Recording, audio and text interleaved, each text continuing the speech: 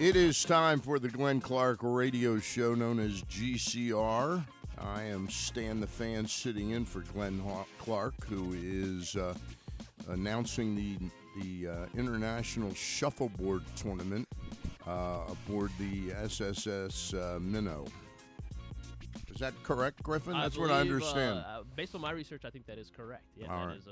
I wouldn't expect him to be doing anything else this right. week. I mean, he didn't. It's not like he went away on a pure vacation. He traded something, to get the Right. the Yeah. vacation. Exactly. To get this.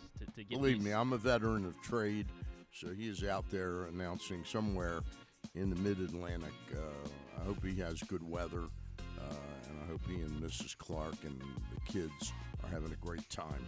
Glad to be able to fill in after my experience. Thought I was done with COVID a long time ago. Had it in June of 2021, and was very fortunate not to get it in the midst of the heaviest period of COVID, and then had it. Was a little bit of a rough go in 2021. Had a terrible throat problem, but have not come close to being sick since. And then, New Year's Eve day, which would have been not New Year's Eve day, the day before New Year's Eve on Friday, the December 30th. I had a little bit of a cough, and then I went and did our delivery of the best of issue, and Griffin, I got when you deliver papers, it's not brain surgery, but it's you're trying to be very quick, with driving, pulling up, cutting the papers, cutting the binds that bind the paper, put them in the boxes and move on. And I'm telling you, after about 20-25 minutes, I couldn't move. It did not feel like what I expected COVID to feel like, but by that night, I had a 102.3 fever, and I was in the throes of a crazy bout with COVID. So glad to be over it to the extent that I'm testing negative, but I still have this kind of crazy hacking cough, which really impacts my sleep. So I overslept today by about 40 minutes.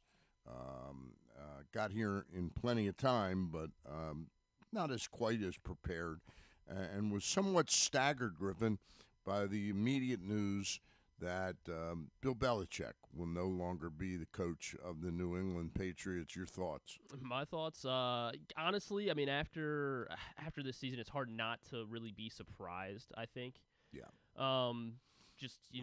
I think he's going to coach again. I don't think it's the end for Bill Belichick. He's 15 wins away from setting the all-time wins record in NFL history. To me, there's no doubt that he'll coach again. But yet, it seems like time had just kind of played its course in New England. It's interesting. It's interesting to me. Bill Belichick, remember, it was Bill Parcells who liked to shop for the groceries and then cook the meal. But it was Bill Parcells who said that. Bill Belichick did both jobs. He was general manager of the New England Patriots and coach of the New England Patriots. And I'm not so sure that his coaching skills diminished that significantly. What really transpired to me for him there was a series of just terrible personnel decisions to end up going from Tom Brady, although it diminished Tom Brady at, what was he when he left New England, like 41 when he left New England? 40 or 41? Yes, yeah. So he wasn't like in the prime of his career, but to have no plan and to think that Mac Jones was really just going to come in and sort of be, would they pick him like in the third round, sixth round? No, in the teens, in the first round. He was a first-round pick. He was a first-round pick. Yeah. I want to say 14, somewhere in that range. Just a really, that was a stretch to me. Yeah, I mean, Mac Jones didn't work out at all, so No. that was definitely, because when you take a quarterback in the first round, you expect that to be an answer of some sort. So yeah, Mac Jones. Don't want to call it a failure yet, but look, he's a guy that at 29 or something like that might get a second chance to command a team and do a better job, but clearly didn't have, in my opinion, the humility for the job that it takes. I mean, you got to be pretty brazen and ballsy and confident, but he seemed like he thought he was something special when he was anything but that. And I think. Look, I don't grade every choice that Bill Belichick made. It seemed for a time that his way of getting better on defense was to steal a Raven free agent. Did it with Judon, did it with Adalius Thomas, and when that kind of ran out, and Brady wasn't there, I'm sure there were other missteps. I thought like this year, the Ezekiel Elliott move was a terrible move for them. I think he had lost his fastball as far as being a general manager. He will, I agree with you, I think he will coach again because of the proximity to Don Shula's record. So that looks like that will happen. Yeah, I mean, and you hit it right on the head with the GM aspect of it, because you look at the drafts that he's had, and he has not drafted well. Not at all. Really over. We talked about it with Ken and I were talking about it yesterday, and he has not drafted well really over the past decade. Like, you look at any of these Patriots drafts, and Brady was able to cover up. You take away one murderer in the bunch, and his drafts are really terrible. Oh yeah.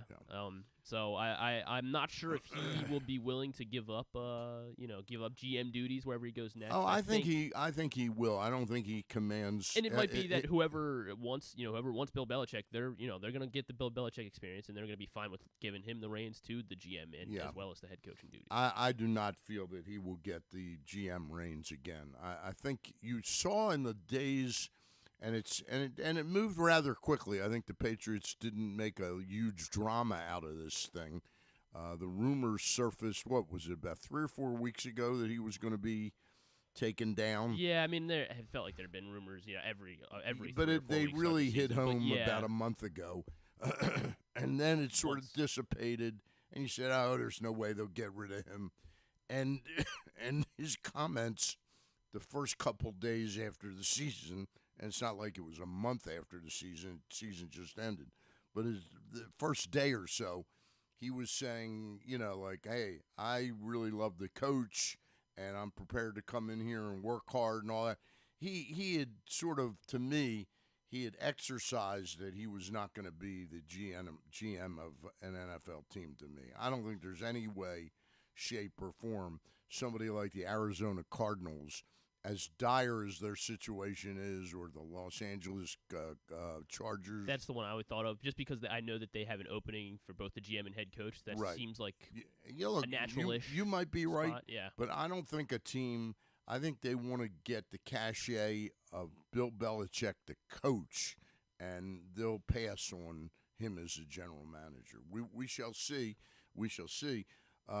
In college football – arguably the number one coach for probably 15 of the last 17 years. I mean, I think it's arguable now that Jim Harbaugh and Dabo Swinney and a couple others haven't sort of gotten a little past Nick Saban, but that was kind of surprising news that came out of nowhere because I had not heard rumors that he was planning to step down. Yeah, I mean, other than just the fact that you would speculate with him being 72 years old, obviously, but yeah, otherwise it was pretty shocking because their season had ended obviously like 2 weeks ago, which I guess is probably credit to the way that they handled it. They didn't want to overshadow any of the national championship festivities over the past week or so. I don't think this decision, by the way, changes had he beaten Michigan and then either won or lost against Washington. I think he had kind of made up his mind that he had been there and done this for a long time. Yeah, I agree. I think I'm curious to see or hear when he came to the decision. I doubt it. You're right. I doubt he decided this over the last 5 days or after the loss to after the loss to Michigan in the Rose Bowl that he was like, yeah, this is done. He probably decided this a couple months ago, honestly. And yeah, it's really an incredible career. It'll be interesting to see, kind of how the college football landscape shapes from there, because Alabama can go a lot of different directions. Obviously, they can get whoever they want. Yeah, they could get Bill Belichick or Pete Carroll. They could. Maybe they just do a swap. The Seahawks and Alabama just do Pete Carroll would be a fascinating guy because he's won 2 national championships at the college level. Yeah, he would. He's same thing though, even because they're the same age, which is 72 years old. Yeah. So it sounds like Pete Carroll is probably done as well. I mean, maybe if the Panthers came in and threw buckets and buckets of money at him, that I'm Nick sure. Saban or Pete Carroll. Pete Carroll. Yeah, sorry to move to two subjects too. Or Bill Belichick. Or Bill Belichick. Yeah, I mean, those are the 2 spots I think. We talked about the Chargers and the Panthers. I think those are the 2 spots that I could see Belichick going, because the Panthers are just such a dumpster fire right now that they'll let him do whatever. I mean, even though it is Tepper, I think Belichick will get in there and say, hey, we're doing things my way. Doesn't he throw drinks at his coaches? I would love to see what happens if he decides to throw a drink at Bill Belichick and see what happens there. Hey, speaking of throwing drinks, Press Box urges you to drink a beer or 2 in honor of the late Tony Siragusa. Starting Monday, January 15th, Guilford Hall Brewery is releasing Goose Flights, a delicious lager to support Goose's medical transportation jet company. As many of you know, the Goose Flight Foundation, now run by Tony's kids, charitably flies needy patients to emergency treatment. You can buy Goose Flight Lager exclusively at Glory Days Grill or Guilford Hall Brewery. $2 of every purchase goes to the cause. Raise a glass to Tony and support this great foundation. Go to PressBoxOnline.com to learn all about it. Our congratulations to John Colson and Glenn Clark, very involved in this through Glenn's relationship with Tony's daughter and son. Remember, toast the late Tony Siragusa with Goose Flights Lager from Guilford Hall Brewery and support the Goose Flights Foundation. Available starting this Monday. And I think it's actually going to be available starting earlier this weekend. I believe Saturday or Sunday it'll start being. Okay. It'll be available at Guilford Hall and all of the Glory Days. And all the Glory Days grills. That's really great. Yeah. It's available starting then sometime this weekend at Guilford Hall Brewery and all of Maryland's Glory Days Grills locations. Go to PressBoxOnline.com to learn more. Let's make this, seriously, I'm not trying to be overly poignant or anything. Let's make this a slam dunk. I forget the number of cases that get created, mass produced. I think it might be something like 500 cases to start. And if there's a demand for it, it gets back out there quickly. I think this is I know the people involved in this. I'm sure and Guilford Hall is such a great. Do we have a camera? Yeah. Yes. Yeah. Turn. Go ahead. There's Goose with his arms. Yeah, his arms. Flopping. There's Goose Flight's lager beer. Okay, it's a handcrafted lager. All right. Got that one out of the way, and happy to do that. Tony was just a larger than life figure in the Baltimore community, and really everywhere he stepped, and his loss is still felt in Baltimore, and I'm sure in his family. And this is a great way to continue his legacy. Yeah, and it's nice just great that his it. family has continued which was his real baby were these Goose Flights, which was flying medically needy patients around the country. All right. So our thoughts out there with Tony Siragusa, and a great way to support his legacy of the Goose Flights by drinking 1 or 2 Goose Flights lager. Okay. Does Glenn have some out on the ship? Does he have some? Say it again. Does Glenn have some of the? I'm not sure yet because pack? I guess there won't be, because since they're not ready until this weekend. I don't think he does. Maybe that is what he's doing. Maybe that is what he's out there doing. Or maybe that's what the shuffleboard champion of the ship the SSS Minnow. Yeah. We'll get that. Maybe the only thing that back in Baltimore that could affect us with all these head coaching changes and vacancies now in the NFL is that there's more spots for Mike McDonald or Todd Monken to potentially land. Now with I think we're up to 8 NFL head coaching vacancies, I believe, after with Seattle and I heard that now. figure today, 8 with the Major League Baseball. That there have been 8 managerial changes. There were. I hadn't glanced at that. When the off season starts, I usually start a little list. I write down the vacancies and who gets the jobs, and I do remember filling it out. Let's see, the Cubs and the Mets changed, right? Yeah, 8. You were right, 8. There were 8 changes. There were 8. Well, it was Cubs and the Mets. Angels. Ron Washington. Astros. Is that Joe Espada? That is, yes. Yep. Okay. Joe Espada. From bench coach to manager. Brewers, that's right. They had Pat Murphy. Correct. Okay. The Padres, Mike Schilt takes over for Bob Melvin. Correct. Bob Melvin takes over for, what's his name? The crazy guy. The real fiery guy.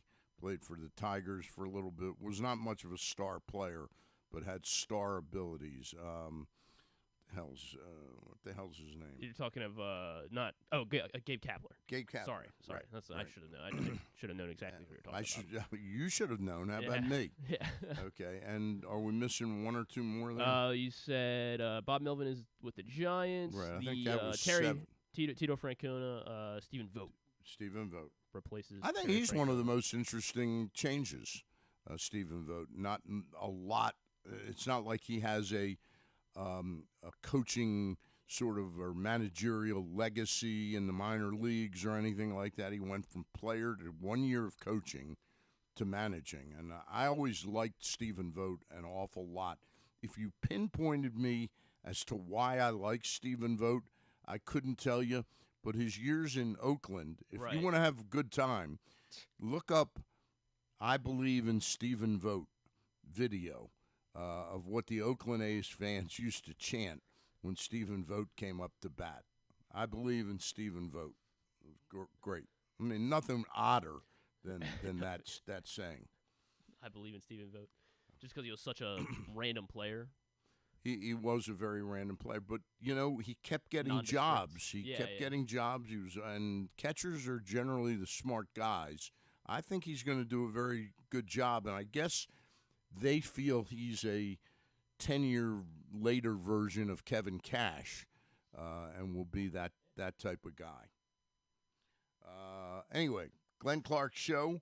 We're moving on this. Today is Thursday. I will be in tomorrow as well. Glenn had originally pinned me down to do Monday, Thursday, Friday, and KZ was going to do Tuesday and Wednesday, and then I came down with this nasty COVID, and we had to hustle and KZ, and there isn't a lot of hustling we can do, so it's either Griffin Bass hosting the show, you get somebody off the street hosting the show, or it's KZ, or it's me, or it's Gary Stein, right? Is there anybody else that would host the show? Would Miles Goodman host the show? Miles could. You mentioned Gary Stein. Gary Stein. Gary was supposed to be in with me tomorrow, and he might be for part of the show, but I wouldn't count on it. He's very busy these days with his excellent production company, Studio 83. Gary, a really sharp businessman, in addition to being a sharp football analyst. And really sports analyst and play-by-play voice. Does the play-by-play for UMBC basketball, UMBC lacrosse, and he does several Stevenson events over the course of the year. Yeah. We were scheduled to be joined by Cordell Woodland, but he's got a busy morning. I know that. And if he can't do it, then we will survive and adapt, and we'll just continue moving along. I know you wanted to talk. We're going to talk some baseball later on. You did mention who else we're talking to today. Well, no, I didn't. We were going to talk to Cordell Woodland, and by the way, congrats on his impending nuptials. It's really exciting news. He's really a good kid, And the fact he's getting married says as much, We're due to talk to KZ at about 10:45, that is. That is correct. Our weekly pick segment. We will continue on as I stand. I mean, we'll get into it later, but I have not had a good season, so I need a strong. Now, am I playing playoff I playing for anybody in this pick segment? Oh, you want to play? You play for yourself, and we could do a little side bet between you and I. We can try to figure that out in a break. I've got enough side bets going on in my pool that I run. The postseason, the Stand the Fan, Tim Tremblay postseason pool. We ended up with just about 80 entries in that pool. Nice. Yeah. And then we've got Jim Henneman on to talk baseball. But I'll tell you one thing that has popped up with baseball regarding the home team, Baltimore Orioles. We've been living, I won't quite call it living on the edge of when we would acquire Dylan Cease, but the names that I'm hearing that Chris Getz is attempting to get out of a deal for Dylan Cease are ranging really wildly, and I don't see. I know in baseball life, 2 years of remaining eligibility with the team that controls you, can seem like a lifetime. But I'm not so sure that 2 years is worth giving up 3 or 4 major prospects. And I'm talking about the likes of Kjerstad and Kobe Mayo, and maybe a Connor Norby, and then somebody else, Junior Ortiz. What's his first name? Joey Ortiz. I've been calling him in my mind the last couple of days, Junior Ortiz. So but the names I'm hearing that Chris Getz was asking for, in terms for the Cincinnati Reds, he was asking for their first round pick from just this August or July, and 3 other players, something like that. I just think he set the price. I won't call it ludicrously high, but I would say a bar too high to give up, even when you have a tremendous number of prospects. But remember, that tremendous number of prospects that the Orioles have, and they were the number 1 farm system this past year and the previous year, and they were probably in the top 5 the previous 2 years before that. So it's been a run. But that group of prospects is going to slide down somewhat this year, because the Orioles, where will we draft this year, Griffin? Like 23rd, 24th? That sounds right. Yeah, something like 24. that. So you got to remember that the Orioles' heyday of getting the number 1, 2, or 3 pick is kind of over. The Orioles, I'm not saying that doesn't mean you can't give up a number of prospects, but for a guy that, by all rights, if you look at what Dylan Cease commands right now, what he will command next year, and we're looking at a player that will probably earn $8.5 million this year. Having a good season next year, he would. Is that Cordell? A good season this year, he would probably command 12 to 14 next year, and then you're looking most likely at a $22, $25 million pitcher to sign to a 5-6 year contract, a $25 million a year contract. You're looking at a $150, $170 million contract. And the Orioles' biggest pitching contract in their history, I think, is Alex Cobb or Ubaldo Jimenez. And the biggest contract that Mike Elias has given was the 1-year contract to Kyle Gibson. I don't think it looks like a club that's about ready to do that. So what do you do after 2 years? You've given away Kobe Mayo, Heston Kjerstad, and 2 other players, and you're going to get back like a sandwich pick. I don't know that that's an attractive package. So, and I also think that General Manager Chris Getz has put an unrealistic asking price, and I'm not so sure he will get dealt at all. We'll see. Having said that, he'll probably get dealt to the Orioles tomorrow. But joining us now from 105.7 The Fan and getting ready to walk down the aisle is Cordell Woodland. Cordell, thank you for joining us. How are you, my friend? I'm good, Stan. Appreciate you having me on. Always a pleasure to have you on. And really, I'm not saying I wouldn't have had you down as the marrying type because I don't know you that well and I don't know your age, but it really made me feel really good about you as a person that you're tying the knot. That's really very, very special, Cordell. I think we just lost Cordell. I'll get him back. Okay. I guess he's pissed off that I brought up the impending nuptials. Anyway, Cordell Woodland joining us on from 105.7 The Fan. Let me tell you that the Toyota Tacoma comes in a range of models and trim lines, so you can choose the perfect Tacoma to reflect your unique personality and driving habits. Check out buyatoyota.com for details on new Tacomas from your local Toyota dealer today. Cordell Woodland back with us. Cordell, I was telling you how excited I was. We're not best of friends, but we're good acquaintances. I was really touched to hear that you're getting married. Oh, yeah, Stan, for sure, man. We're definitely cool people together, and I appreciate that, man. It's a crazy time having the baby who's just barely a year old now and getting engaged. Life is speeding up very fast these days. Well, congratulations. Is it a boy or a girl? It's a boy. It's a boy. He reminds us every day. He's all over the place. He's all over the place. And what is his name? Jackson. Jackson, named after Jackson. Named after Jackson Holiday. Yep. It's a lot of great Jacksons out here in the world. So we're hoping that he's able to kind of follow through. All right, that sounds good. How old are you, Cordell? 25? I wish.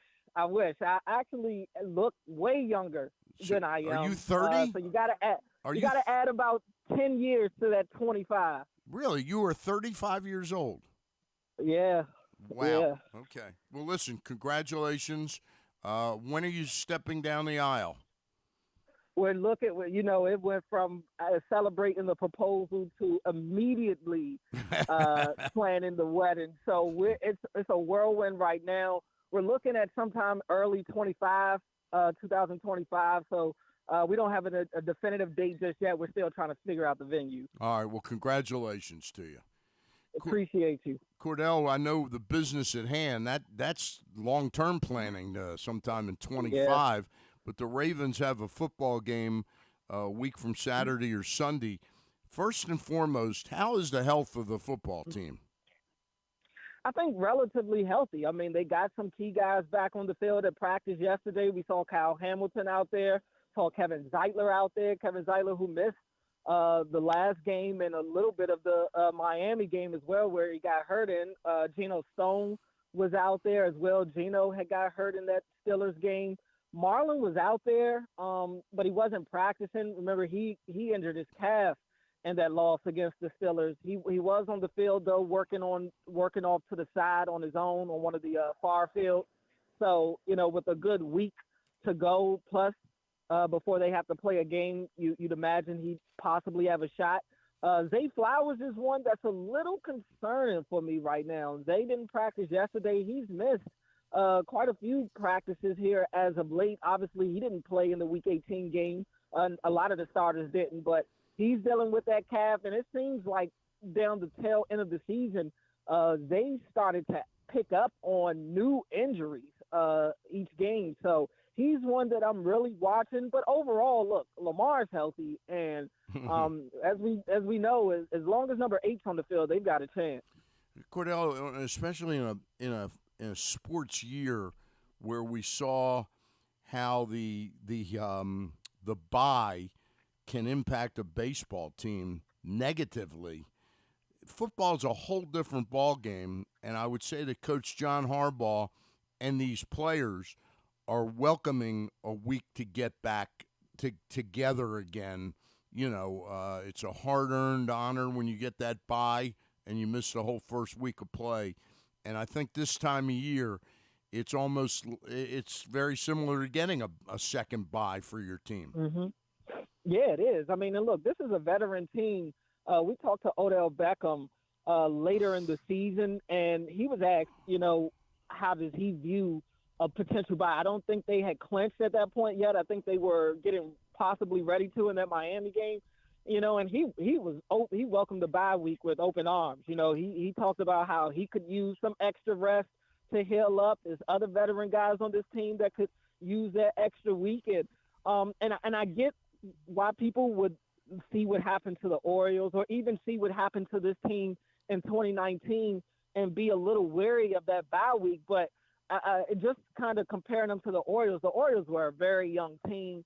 That was a different situation. I mean, you've got a manager who's managing his first playoff series. You got a lot of guys on that team that are playing their first playoff games.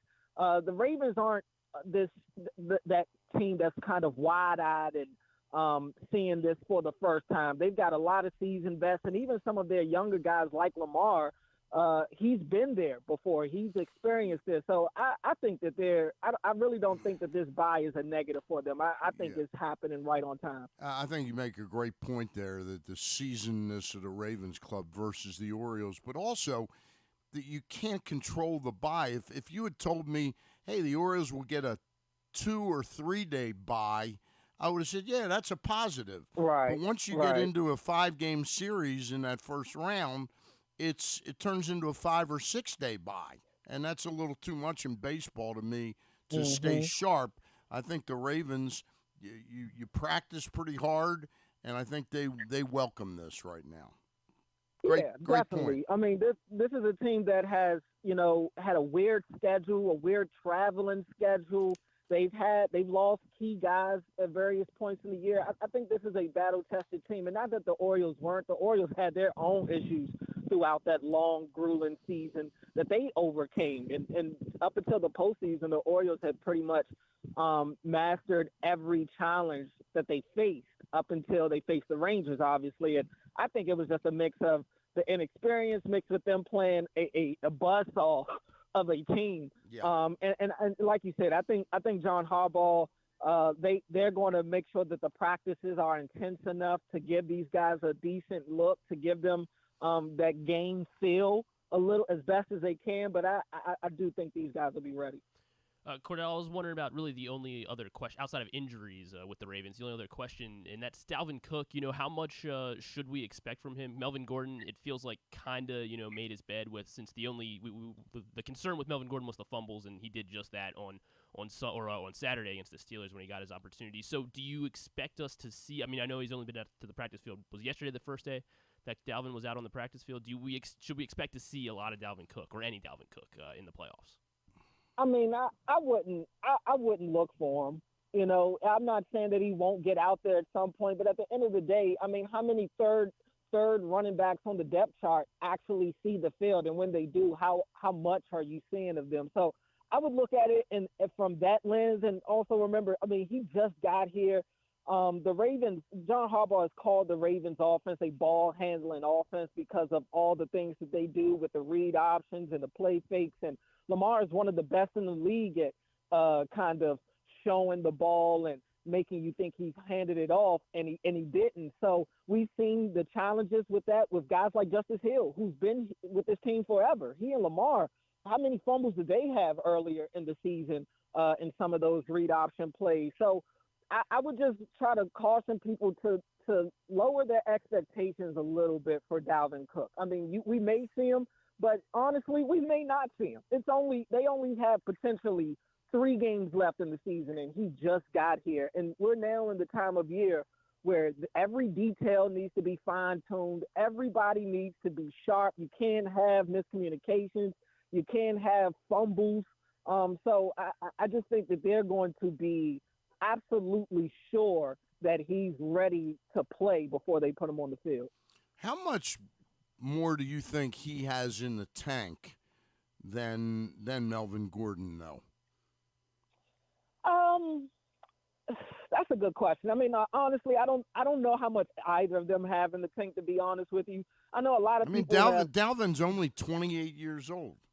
Right, and it's crazy to say that. It is crazy to say that, and I know Dalvin has had all the 1,000-yard seasons, and look, I think Dalvin Cook has had a great career, but when you look at his efficiency numbers over the last few years, especially his last couple of years in Minnesota, it just wasn't great. He's a boom or bust running back. He'll hit the home run, but if he doesn't hit the home run, I mean, he may not even get back to the line of scrimmage.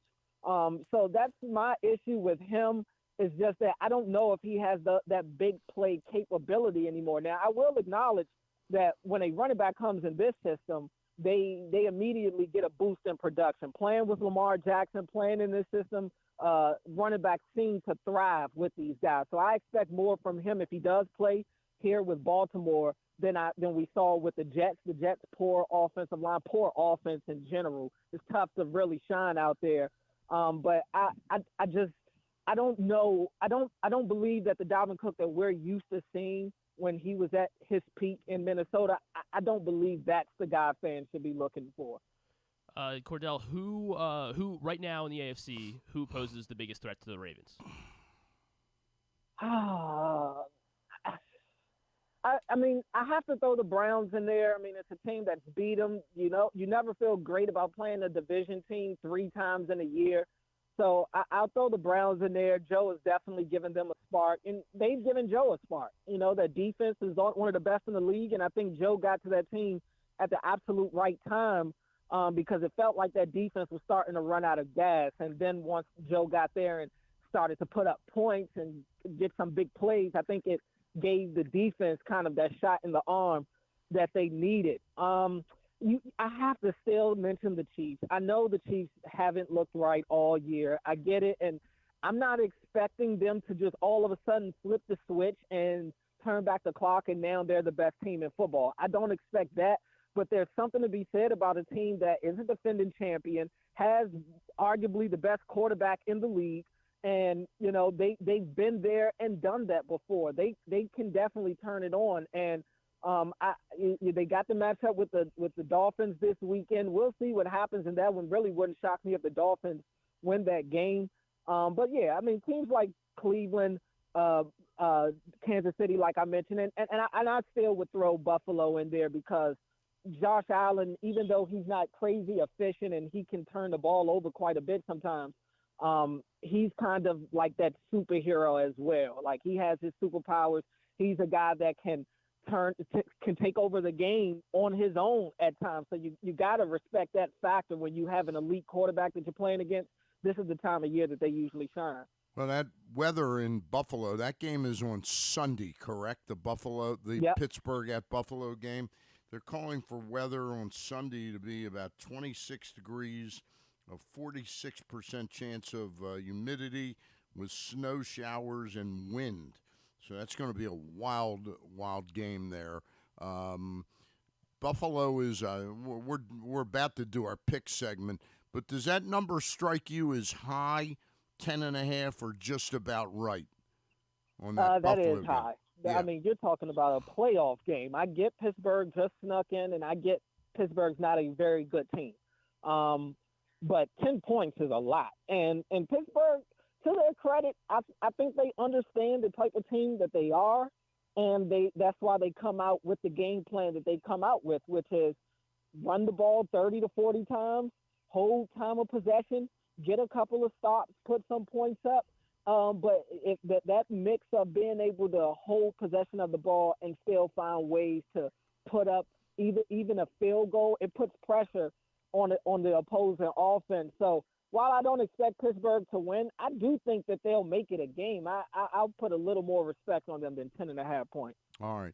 One more question about a game and the the weather forecast is Miami at Kansas City.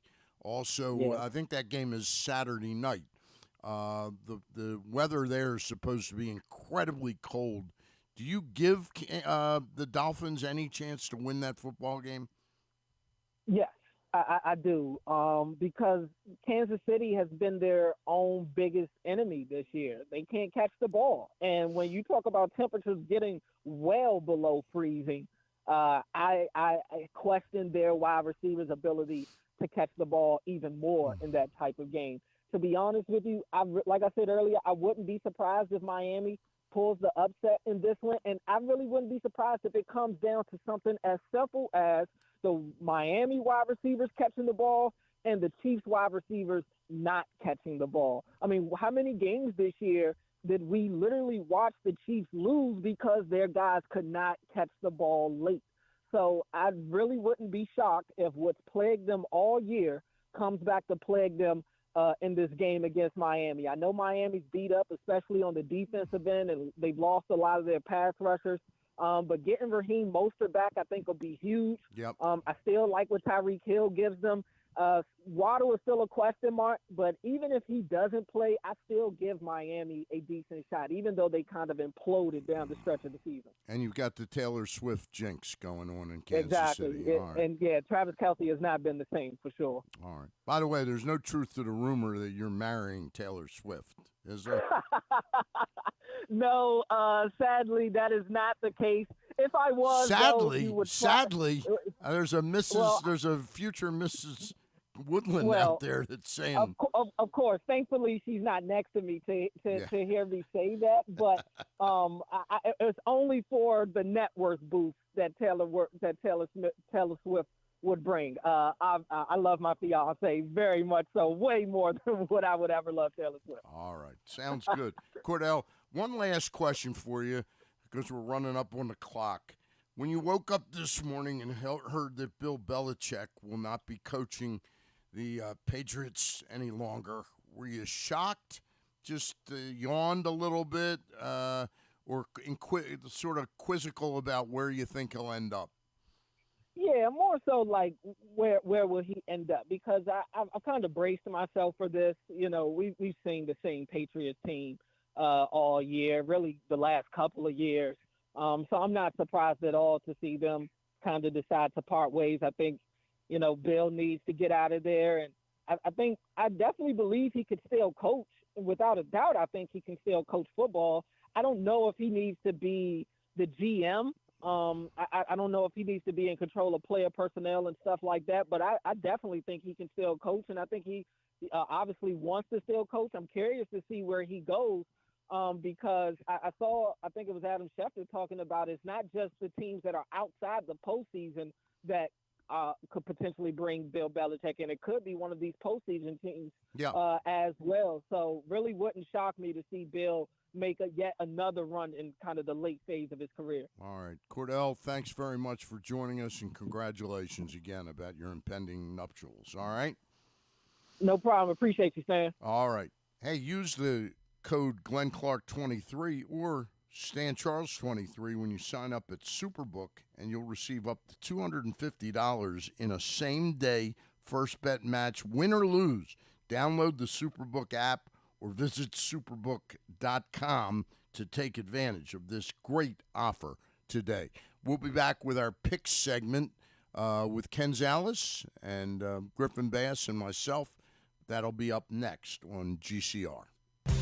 Hey Ravens fans, looking for the perfect new game day brew? Get a Guilford, Baltimore's finest craft beer during the next home game at the bank. That's not all. Gather your flock next home game and check out Guilford Hall Brewery's brand new bar, the Gilly Nest, located near Section 505. No tickets? No problem. Enjoy all Ravens games all season long at our restaurant and brewery in Station North. Guilford Hall Brewery, European tradition, Baltimore charm.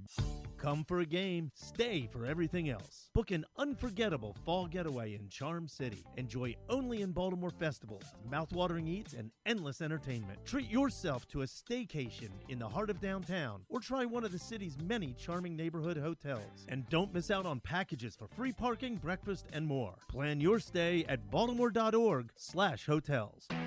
Why bet with the big boys this football season? Instead, try your hand with the local book, Superbook Sports, this fall. Superbook Sports is the book next door. Just a dedicated team of the best odds makers in Las Vegas, making sure you get the best prices and parlays anywhere. And now, Superbook will give you a bonus of up to $250 when you sign up and wager on the same day and use the promo code GlennClark23, GLENNCLARK23. So bet with the best fast and use the promo code GlennClark23 this football season with Superbook Sports. Visit superbook.com for terms and conditions. Gambling problem? Call 1-800-GAMBLER. 6 chicken tenders made from fresh, never frozen Royal Farms world-famous chicken, a family-sized order of Western fries, honey mustard dipping sauce, and a 2-liter bottle of Dr. Pepper. It's Royal Farms' new Tucker's Tenders Meal. It's Justin Tucker's favorite, and at only $19.99, it'll be your favorite meal, too. The new Tucker's Tenders Meal, available only at Royal Farms. Now you can kick back, relax, and eat like a champion. Real fresh, real fast, Royal Farms. Gambling can be a fun and entertaining experience, but there are risks involved. If you're planning on betting on the game at the casino or on your phone or computer, know your limit, stay within it. Set a budget and a time to stop. Remember, gambling isn't a financial solution, and it doesn't mix well with alcohol or drugs. Know the risks and have a plan before you begin gambling. For free and confidential services, call 1-800-GAMBLER 24/7 or go to helpmygamblingproblem.org. Jeremy Kahn here. The ultimate sports betting experience in Maryland is at the Green Turtle Bet Park Sportsbook. Join me at either location in Canton or in Towson and place your bets in person and be a part of the action. It's the best in-class sports wagering experience, complete with the ultimate TV package, ensuring you can catch every game all day, every day. Their state-of-the-art facilities bring Las Vegas energy right here to Maryland just in time for postseason football. So visit the Green Turtle Bet Park Sportsbook in Canton and Towson and elevate your game day experience and hang out with me to bet, watch, and win at the Turtle. Make sure you tuned in every Tuesday for PressBox fantasy football analyst Joe Serpico to get you ready for your Waiver Wire Wednesday, brought to you by Live Casino and Hotel. And if you have other fantasies you want fulfilled, subscribe to Glenn and Jeremy Kahn's OnlyFans page at Wait. Are people supposed to know about that? Boy. Welcome back here to GCR. We're about to get into picks here with Ken Zalis, but before we do that, I do want to remind you what's going on at the Green Turtle tonight. Actually, they have live in-person sports betting at the Green Turtle in Towson in Canton, and every Thursday night they are offering a free $10 bets. So go make sure you go check out the Green Turtle Sportsbooks in Towson and Canton, and you can go ahead and bet on whatever you want. Big college basketball tonight. Towson's in action. They're taking on Stony Brook. That means you can go there and have like almost like a full burger. Probably burgers are now $12 to $14. That's probably right. Then get $10 to bet. Exactly. And those burgers will be worth it because Green Turtle is the ultimate destination for game day excitement, great food, and live in-person betting. So make sure you go check out the Green Turtle Bet Park Sportsbooks in Towson and Canton, or both. Go pick up your free bet and make some money while enjoying some food and sports tonight at the Green Turtle. All right, are we back on now? Yes, we are. All right, and we welcome my friend and savior, Ken Zalis. Ken, how are you, my friend? I'm good. How you doing, Stan? Sound good, my friend. I'm feeling a lot better than I was a couple days ago. Tested negative at my doctor's office on Tuesday, but this hacking cough just suddenly comes. It's a hacking and a wheezing cough. It just comes out of nowhere. Hey, time will fix it all, right? It is what it is, as Brian Billick used to say. KZ, some interesting football games, but before we go into the football games, on a scale of 1 to 10, two coaching legends and one, in my opinion, near legend in Pete Carroll are all out of work. One by, I guess, Saban on his own decided to leave Alabama. Pete Carroll was let go, although they're going to keep him on board in some capacity unless he gets another job. And Bill Belichick let go by the New England Patriots. Which one were you most surprised by? I guess Pete Carroll I was most surprised by. Yeah, because there was no collapse there. And there was no desire on his part to leave. But there was also not a lot of noise about it. Yeah. The Saban thing, we've heard that for a couple of years now, that, he didn't know how long, he didn't know when the right time was going to be. The Belichick thing, it just went south this year, and midway through the season, there started to be rumblings of that. The Pete Carroll thing really never... you really never heard about that. A little bit of rumbling, but not like the other two. So I guess that one of the ones that surprised me the most. But, I'd have gotten rid of him after he didn't give Marshawn the ball. So we know Bill Belichick will end up on the sideline somewhere coaching next year, being so close to Don Shula's record. But do you see Pete Carroll coaching again? And this is a guy who really made his legend, even though he did win an NFL Super Bowl, the only one in Seattle's history, but really was kind of a legendary coach in his 9 years at USC. Could he pop back into college football? I mean, I guess he could be coaxed to it. With them reassigning him within the organization, I kind of doubt it. I mean, at some point when you're in your 70s, Stan, you got to make a decision. How long am I going to do this? And you're away so much from your family and things like that. I would probably lean that he won't do it. But, okay. It's in these guys' blood, so you get that itch. You're home for about 6 months, and then you're like, "What am I doing here? Yeah. I can't do this." So, yeah. But I would be surprised if he, especially in this upcoming season, maybe in another year, maybe in the college ranks and things like that. I think that's a good call, but I'd be surprised if he didn't sit one out. Is Dan Quinn the most attractive candidate for that position in Seattle? I mean, I guess so. I mean, if I'm Seattle, I'd want a young, offensive-minded guy, to go there. They have all these weapons all over the place, and haven't really utilized them greatly this past season. Maybe a little bit modern approach where it's not so run heavy as Pete Carroll liked to do it would go a long way. But Quinn's Quinn's one of those guys that he's a better coordinator than he is a head coach. Okay. And they're a guy. It's nothing wrong with that. But he had his shot. He failed miserably. There are a lot of young coaches, I mean, that have been successful in this league.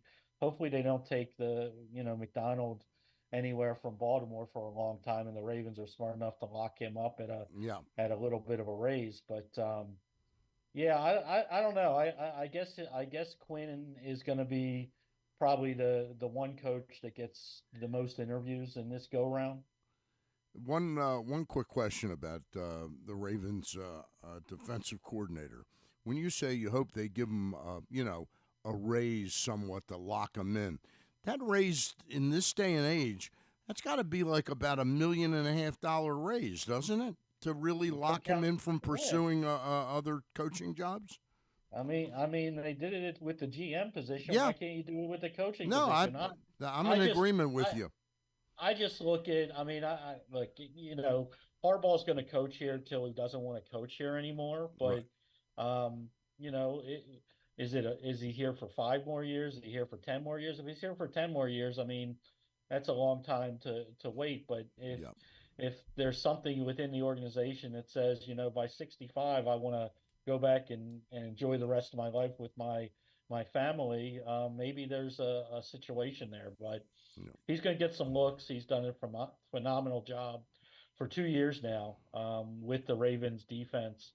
And I'd be very, very concerned as a Ravens fan if he were to move on. Yeah, agreed. That was going to be my question, Casey. I mean, now the only thing that I'm worried about now is with all these, there's more head coaching vacancies, which means there's more opportunities for Mike McDonald or maybe even Todd Monken. You think there's any chance Todd Monken? I know there hasn't been any official interview requests for Monken yet, but do you think teams start taking notice of what they did with this Ravens offense and Lamar Jackson? I mean, they'll take notice. I think Monkton is a great coordinator, and he's always been a great coordinator, and I think that's the role he was meant to be in.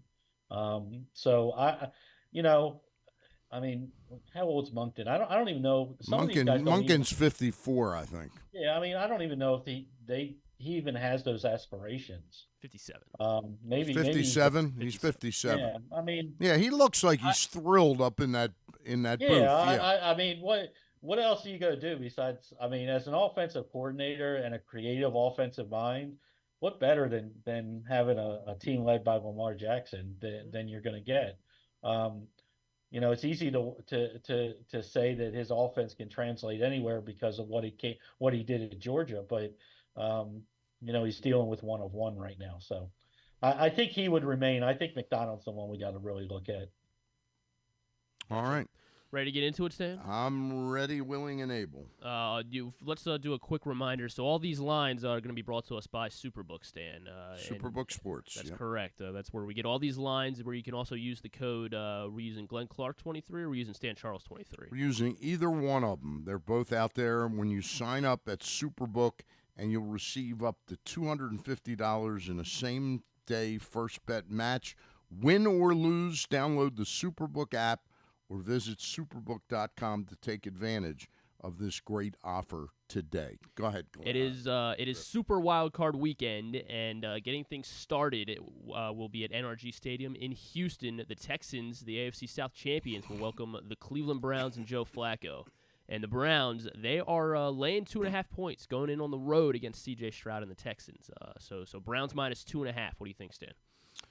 This is one of the tougher games on the board for me this week.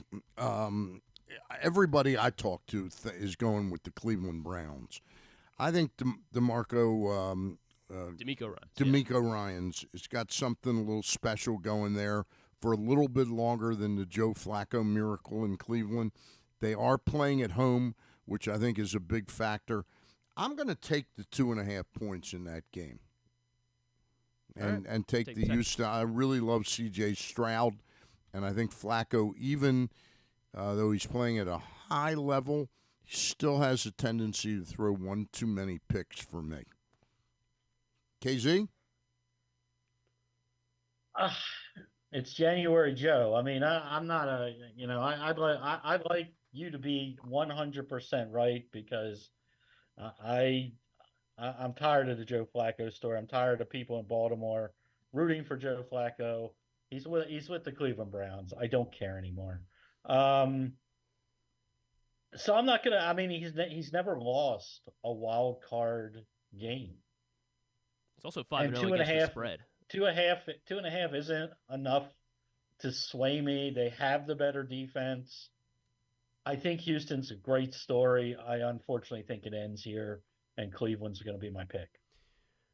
Yeah, I mean, the Browns are just coming off a couple weeks ago, destroying this very Texans team. I'm not really sure. That was when Amari Cooper had his 250-yard, 260-yard, however many yards he had. I'm not really sure if they're going to be able to slow him down. That was a game, though, that Stroud missed, didn't he? That is correct. C.J. Stroud did not play. But, as KZ mentioned, Flacco's 5-0 straight up and against the spread in the wild card round in the playoffs.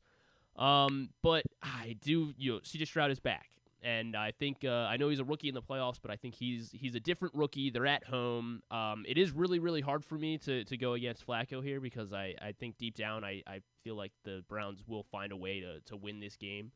But I gotta go with the team taking points here. I'm way behind. I should have updated the standings before we got into this, but I'm way behind. So I also think I need to make a couple reckless decisions, for lack of a better word. So I'm taking the Texans here. So you're agreeing with me, but calling me reckless? Yeah, I am. Okay, that is correct. Right. I think that's most situations. All right. On the Texans, Stan and I are not alone. Dr. Nick Kelly is on the Houston Texans, as well as Glenn. Glenn will be taking the Houston Texans. So those are the four of us on Houston this week. Jeremy Kahn also on the Texans. We got a long list. There's a lot of people in this league. That's the key, is Jeremy Kahn went with the Texans. Yeah, well, you would think that is the key. That is the key, Stan, that we go the other way with Jeremy Kahn. Jeremy Kahn joined our contest a little bit late. He is in last place. He's locked up last place in our picks contest. He joined about 3 or 4 weeks in. Can I change my pick then to Cleveland? No, it's not how this works, Stan. Not how this works. Okay. So he is in last place. I am in second to last place. So Jeremy is going to have to eat our concoctions, Will Levis Irish coffee. He's going to have to do an Irish dance. He's going to have to eat more Irish delicacies that are not really delicacies. They're not very good. So Jeremy is going to lose. I am in second to last place, and that means that I'm going to have to go to a Creed concert by myself. If concert? A Creed concert. Oh, good. If results hold. Can I go with you? The apparently the rules are that I have to go by myself to make it even worse. I mean, I would love for you to, Stan. I would absolutely. Yeah, because I'd kill for Creed concerts. Yeah. I'm currently 10 games back. 9. Yeah, I'm 10 games back of Paul Valley. So I need to go against him. Fortunately, in this first pick, I am against him, and I need to be pretty much perfect the rest of the way. So it doesn't seem likely. Paul and Kyle Ottenheimer are a couple games ahead of me. In first place is John in Little Rock, and it is tied up at the top. Glenn is a game back of John in Little Rock, and then 3 games back of John in Little Rock are Andrew Stecca and Ken Zalis playing for. How many people are in this? We have 11 people this year. 11 people this season in our contest.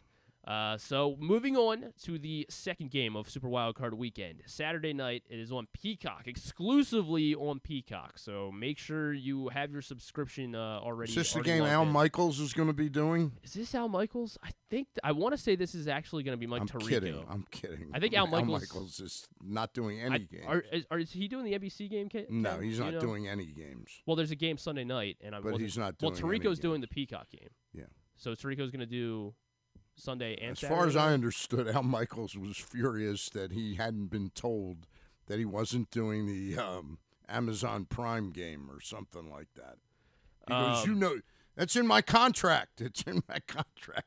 Oh, yeah, you're right. He is not calling the game. Yeah. So this is Tirico on Peacock. It is Miami at Kansas City, and the Chiefs are laying 4.5 points in, you mentioned earlier, Stan, frigid weather in Kansas City. Yeah, for this week only, I'm going to think that the Dolphins are going to be a little too soft to match up with Patrick Mahomes, and I think while I don't think they're going to come out for the entire playoffs, I think the Kansas City Chiefs come out a little bit in this one. And although 4.5 is a little bit of a steep number, I don't think it's too steep in these weather conditions for Patrick Mahomes and Travis Kelce. So I'm taking the Kansas City Chiefs in this football game. KZ? Yeah, I don't believe in either one of these teams right now, but I agree with you. Ultimately, I agree with you. I mean, the Dolphins are like 0-1 billion in games under 40 degrees, and this is going to be like -2, I heard, or something like that. It's going to be one of the coldest games in NFL history, like top 5 or something like that. I think Isaiah Pacheco is the key to this game. I think they run him often, and the Dolphins struggle a little bit. Look, they're reaching for straws right now on the defensive end. They've signed anybody that was a free agent to come in and try to help them. They're banged up at all 3 levels. I just don't see them in this type of frigid condition being able to do much of anything, and I'll take Kansas City. Hey, KZ, you and I haven't talked draft in a long time. I mean, 4 or 5 years. I really respected you. Did you know about Isaiah Pacheco and think he was going to be this type of player out of Rutgers? Know about him, yes. This type of player, no, because especially when he came into the league, it looked like he was just he wasn't in a great situation at first, even though Kansas City was behind a couple of guys. They had just drafted CEH and were still, trying to figure out if they had something there. And even this past year, I mean, they weren't convinced themselves. They brought in some rookies. David Prince came in, and a couple other guys came in to give Pacheco some competition. But,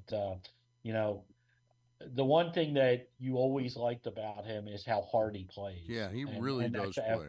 That's evident so far in his NFL career. Okay, Griff? I'm going to have to go against you guys. Yeah, because you're being reckless. Yeah, but I do have to be a little reckless. But I do think Miami has a real chance in this game. It's going to be tough for them to win, going into Kansas City. But I think this is going to be a low-scoring game. 4.5 is going to be too many points for me. I think there's a little bit of revenge factor for the Dolphins after losing to the Chiefs in the regular season. And I think the Dolphins defense is, however banged up they are now, they've still been pretty good. Like they forced 3 turnovers against the Bills last week. They had a chance to win that game, and they didn't. But the first time around, Jalen Ramsey, he took away Rashee Rice in their first meeting. I think they're going to try to do that again, and would think that they have some success here. I think it's a low-scoring game, probably something like 17-13 maybe. Chiefs probably do figure out a way to pull it out, but 4.5 is too much for me. So I will take the Dolphins. Bad news for me is that Paul Valley is on the same side as me, so I don't really have any chance to pick up any points here. Joining Paul and I on the Dolphins is Glenn. Glenn's on the Dolphins. John Proctor is on the Miami Dolphins, as well as Andrew Stetka on the Miami Dolphins. An esteemed trio there. Oh, yeah. On to Sunday. This is the 1 o'clock game on CBS. They're calling for, well, actually, I don't know if they're going to get buckets of snow, but they're calling for get some snow. It's 25 Mostly, degrees and windy. I saw a lot of wind. Yeah. Very, very windy in Buffalo Yeah. as the Bills lay 10 points against the Pittsburgh Steelers. I feel that the real Pittsburgh Steelers are going to get exposed this week. I get it's the playoffs. I get that this is a double-digit spread, but give me as much of the Bills as I can take. Okay, I love the Bills in this football game. I think any chance that the Steelers had to keep it close went out the window with T.J. Watt's going to miss the football game. Yeah, I mean, there's no doubt that T.J. Watt is a huge loss for this defense. 10 is a huge number in the playoffs. I mean, it's just a huge number. I think it speaks to – I know it's your forum right this second. It speaks to how terrible the Steelers really are.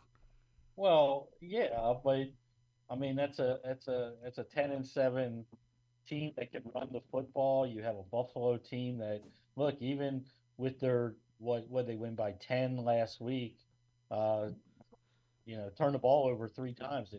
If Pittsburgh plays clean, is able to run the ball, and Buffalo, doesn't, continues to turn the ball over. Yeah, 10's a crazy number. Yeah. But I'm going to take the Bills anyway because I think the Steelers stink. So that was my point. Buffalo's rolling as much as anybody outside of the Ravens, right now. I think that the Steelers will have a tough time putting some offense together here. Yeah, I mean, ditto exactly what you guys said. 10 is a ridiculous number for the playoffs, but the Steelers without T.J. Watt they're barely an NFL team. This is Mason Rudolph is quarterbacking, and I understand Josh Allen's made a lot of I don't mistakes. trust him. I mean, I saw 50-mile-per-hour winds at points during this game. So I don't really think Mason Rudolph, if it really matters who's going to be under center, because I don't think the Steelers have a quarterback on their roster that can throw the ball through this strong of wind. Not that Josh Allen's going to have much success throwing the ball either, but I think this game is probably something like 12-0. And I don't see the Steelers really, really struggling to get on the board here, as well as the Bills. But they will figure out a way to score at home. So I think I'll take the Bills and the under in this one as well. Good news for me, I'm finally going against Paul. Or no, I was against Paul in the first one as well, but I'm against Paul. Paul is on the Steelers in this one. 10 too big a number for him. John Proctor on the Pittsburgh Steelers. Dr. Nick Kelly and Ryan Schell on the Pittsburgh Steelers. 10 just too much for them. Staying on Sunday at 4:30, the afternoon game on Fox. It is the Dallas Cowboys and the Green Bay Packers. And the Cowboys, they are laying 7.5 points, Stan. 7.5 against Jordan Love and the Packers. Look, about the 17-game season is a long, long season. Middle of December, the Green Bay Packers were on a little bit of a roll. I mean, it wasn't that it wasn't exactly like they beat 3 straight Super Bowl champions or something like that. But they really looked like Jordan Love was coming into his own, and that they might have something special there. And I'm not saying they don't. I think time has proven already that it was smart for them to move on from Aaron Rodgers. But I got to tell you, they disappointed me a great deal down the stretch, the Green Bay Packers. And while this is a big number, 7.5 points, I think it's reflective of where the money really sits on this game. I know you probably factor in an extra point for it being Dallas, but I think Dallas covers 7.5 here at home. Yeah, I agree with you. I think the Green Bay story is great. I think Jordan Love has a very bright future as the franchise quarterback there. But Dallas has been really, really good at home this year. And the one problem with the Green Bay Packers is have they been undefeated? KZ, are they undefeated at home? I believe they are. Okay. I believe they are. And Green Bay's defense, their secondary is ranked 28th in the league. Dak and CeeDee Lamb are just on another level right now. I don't think that if I had to pick a blowout this weekend, this would probably be the game that I picked it in. And I'll take Dallas to cover that. I kind of wish I saw it the same way you guys do, because it's hard to go against the Cowboys right now. They look pretty astonishing, especially at home. But the Packers are a team that I was counting out pretty a lot towards the end of the season, and they proved me wrong. And I think they're a good team. And the Cowboys just haven't put away the good teams like they should. The only good teams they played at home were the Lions and the Seahawks, and the Seahawks had a chance to really go win that game, and the Lions probably should have How won. exactly did the Packers kind of prove you wrong? I mean, the Packers I didn't down think the stretch, the Packers lost to the Giants 24-22. They lost to Tampa at home by 14 points, and then they beat the Panthers by 3 points. That's just not whatever in this contest specifically. Whenever I went against the Packers, it felt like they got me. So so that is why I wasn't buying into Jordan Love. Okay, I'm gonna buy him to enough here to take 7.5 because it's a lot of points. Against it is a lot of points, and I think they're a good team. The Packers are 4-5 on the road, but all 5 of their losses have been by 4 points or less. So I'm going to take the Green Bay Packers. They're also averaging the third most points on the road this season, 25 points per game on the road for the Packers. Right. So I'm going to take the Packers. Unfortunately, Paul Valley's also on the Packers, so I can't gain any ground here. Glenn is on the Packers this week. John Proctor is on the Green Bay Packers, and that is it. We are the 4 on Green Bay. Everybody else likes the Cowboys by. I mean, the smart money is on the Cowboys. Sure, I mean, I wouldn't say that, but okay. I think the smart money is wherever I put my money. Okay. Which I guess would put you in a lot of debt this season if you had been following me. To Sunday night, what everyone is calling the game of the week. It is the Los Angeles Rams at the Detroit Lions, and the Lions are laying 3 points on Sunday Night Football against Matt Stafford and the Rams. This is really one of the most compelling first-round playoff matchups that I've seen in years. I think this is a game that has so many different facets to it. The Matthew Stafford thing going to the Rams and the excuse me, what's the quarterback that's with the Lions? Jared Goff. Goff. Yes. And he's announced that this is going to be a kind of a mortal wound for him, that he was let go by the Rams in that trade. It's going to hurt forever type of thing. This is really a compelling matchup for me. I just think that the better coach is Sean McVay. He'll do smarter things, and boy, those receivers that Matthew Stafford has at his disposal are just out and out fantastic. I like the Detroit. I like the Los Angeles Rams here getting 3 points. So, Stan, you make a lot of sense.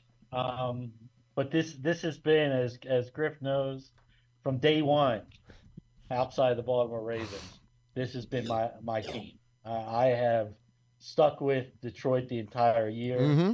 I think their defense has been improved, not great, but improved.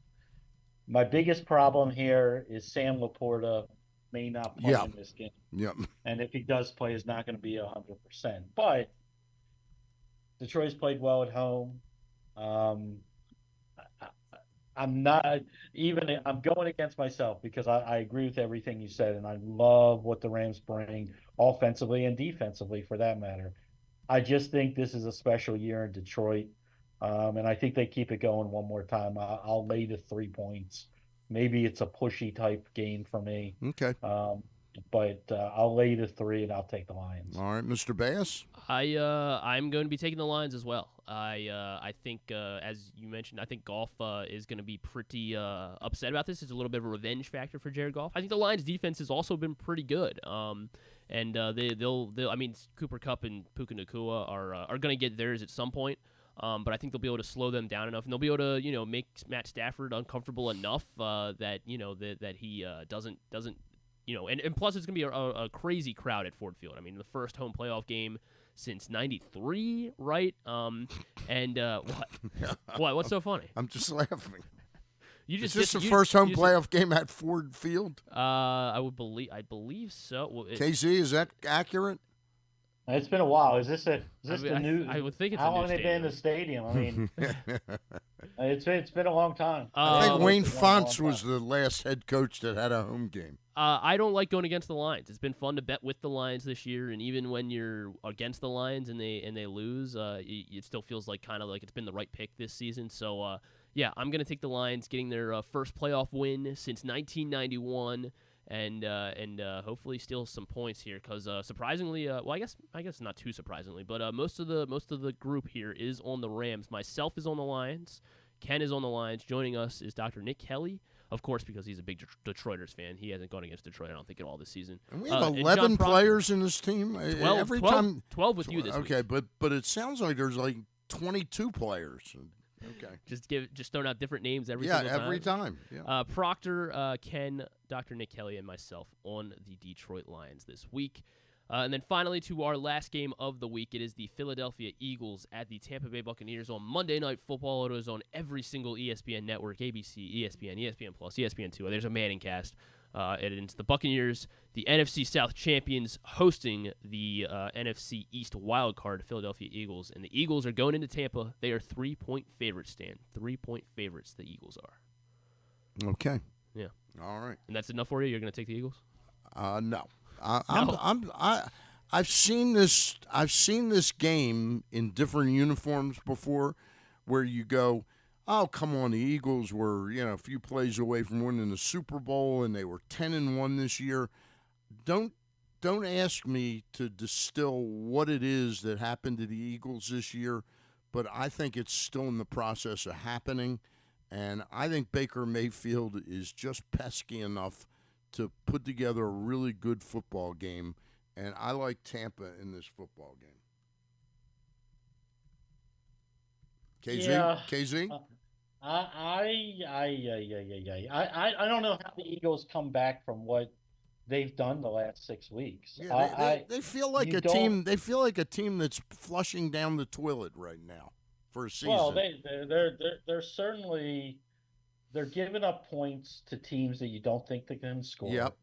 They're losing games to teams they shouldn't lose to, and they just seem lost. And I don't know that a week fixes that. Tampa, coming into semi-cold weather, but they have some offensive weapons. And this game is in Tampa. yeah. Yeah. I mean, you're right. Yeah. Because I think that the Eagles were so good for so long, it's hard to imagine that they're on the road. I'm getting 3 points as a home dog, right? That's correct. Yep. I'm going to take Tampa. Yep. You're taking Tampa as well, right, Stan? Yep. Right. Yeah. I'm going to have to go against you guys.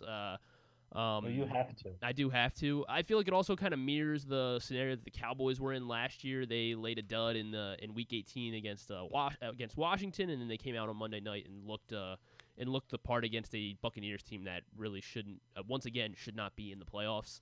Nick Sirianni to me is a good coach, so I believe he gets this Eagles team up enough to win. I think pretty convincingly, not too convincingly, but I think they win by definitely at least a touchdown. The Eagles. Listening to your logic on all these games, I understand why you've had a poor season. Jeez, like I'm a genius. The unfortunate part for me, like I've made $1 million this year. Okay. The unfortunate part for me is Paul is on the same side, so he's on the Eagles as well. Joining myself and Paul on the Eagles is Glenn. It is Kyle Ottenheimer on the Eagles.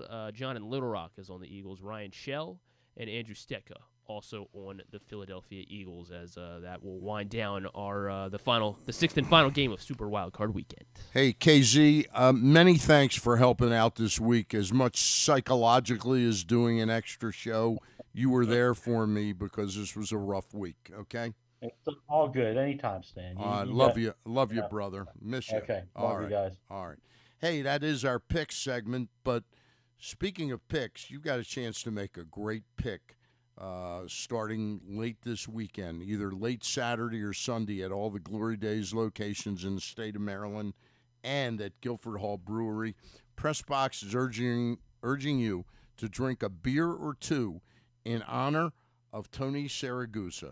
Starting Monday, January 15th, Guilford Hall Brewery is releasing Goose Flights, a delicious lager to support Goose's medical transportation jet company.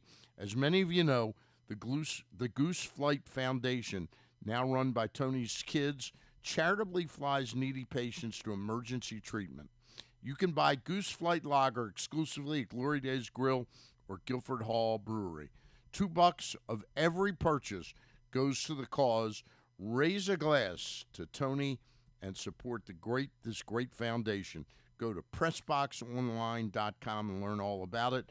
Toast the late Tony Siragusa with Goose Flights Lager from Guilford Hall Brewery and support the Goose Flights Foundation mission. Available starting this Monday at Guilford Hall Brewery and all Maryland Glory Days Grill locations. Go to PressBoxOnline.com to learn more. We'll be back. The one and only Jim Henneman joins us for some baseball talk when we get back. Hey, it's Jeremy Kahn. This postseason, bet in person at the Green Turtle Bet Park Sportsbooks with locations in Canton and in Towson, and enjoy the best in-class sports wagering experience at their state-of-the-art facilities, bringing an unmatched sports betting thrill. Gambling can be a fun and entertaining experience, but there are risks involved. If you're planning on betting on the game at the casino or on your phone or computer, know your limit, stay within it. Set a budget and a time to stop. Remember, gambling isn't a financial solution, and it doesn't mix well with alcohol or drugs. Know the risks and have a plan before you begin gambling. For free and confidential services, call 1-800-GAMBLER 24/7 or go to helpmygamblingproblem.org. Make the most out of every day in your Toyota RAV4. Available in hybrid or gas-only models. A RAV4 can get you where you want to go in style. Check out buyatoyota.com for deals on new RAV4s from your local Toyota dealer today. There's so much focus on sports betting these days, but I want to talk about an area that nobody wants to gamble on, where you choose to go out and spend your hard-earned dollars to eat. The Costas Inn is no gamble at all. The quality on their menu is outstanding, and the value is off the charts with a great and varied list of specials Monday through Friday. And the staples of the menu, whether it's salads, burgers, fish, they're all fantastic. And I haven't even mentioned the crabs or crab cakes yet. So check out the menu for yourself at CostasInn.com. When choosing a place to dine, never gamble on the food you put in your belly. The Costas Inn at 4100 North Point Boulevard, or call 410-477-1975 for reservations and your steamed crab orders. 6 chicken tenders made from fresh, never frozen Royal Farms world-famous chicken, a family-sized order of Western fries, honey mustard dipping sauce, and a 2-liter bottle of Dr. Pepper. It's Royal Farms' new Tucker's Tenders Meal. It's Justin Tucker's favorite, and at only $19.99, it'll be your favorite meal, too. The new Tucker's Tenders Meal, available only at Royal Farms. Now you can kick back, relax, and eat like a champion. Real fresh, real fast, Royal Farms. What company has the expertise to make your home healthier by purifying your air and killing all viruses, allergens, and bacteria? A.J. Michaels, Heating and Air Conditioning in Baltimore and Annapolis, ajmichaels.com. Come for a game, stay for everything else. Book an unforgettable fall getaway in Charm City. Enjoy only in Baltimore festivals, mouthwatering eats, and endless entertainment. Treat yourself to a staycation in the heart of downtown, or try one of the city's many charming neighborhood hotels. And don't miss out on packages for free parking, breakfast, and more. Plan your stay at baltimore.org/hotels. Don't forget about Project Game Day after every Ravens game this season. It's kind of like this show, except Rita's also there, so I actually think it's pretty good. But hey, you're already here now, so why don't you go ahead and keep listening to GCR.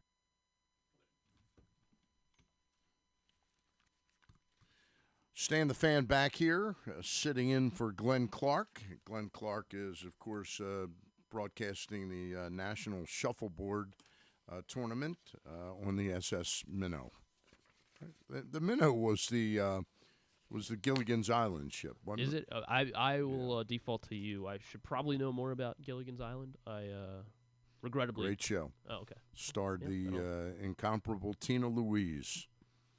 Of course. And of course. Professor Thurston Howe III, played by the immortal Jim Backus, who had one of the great acting careers of all time.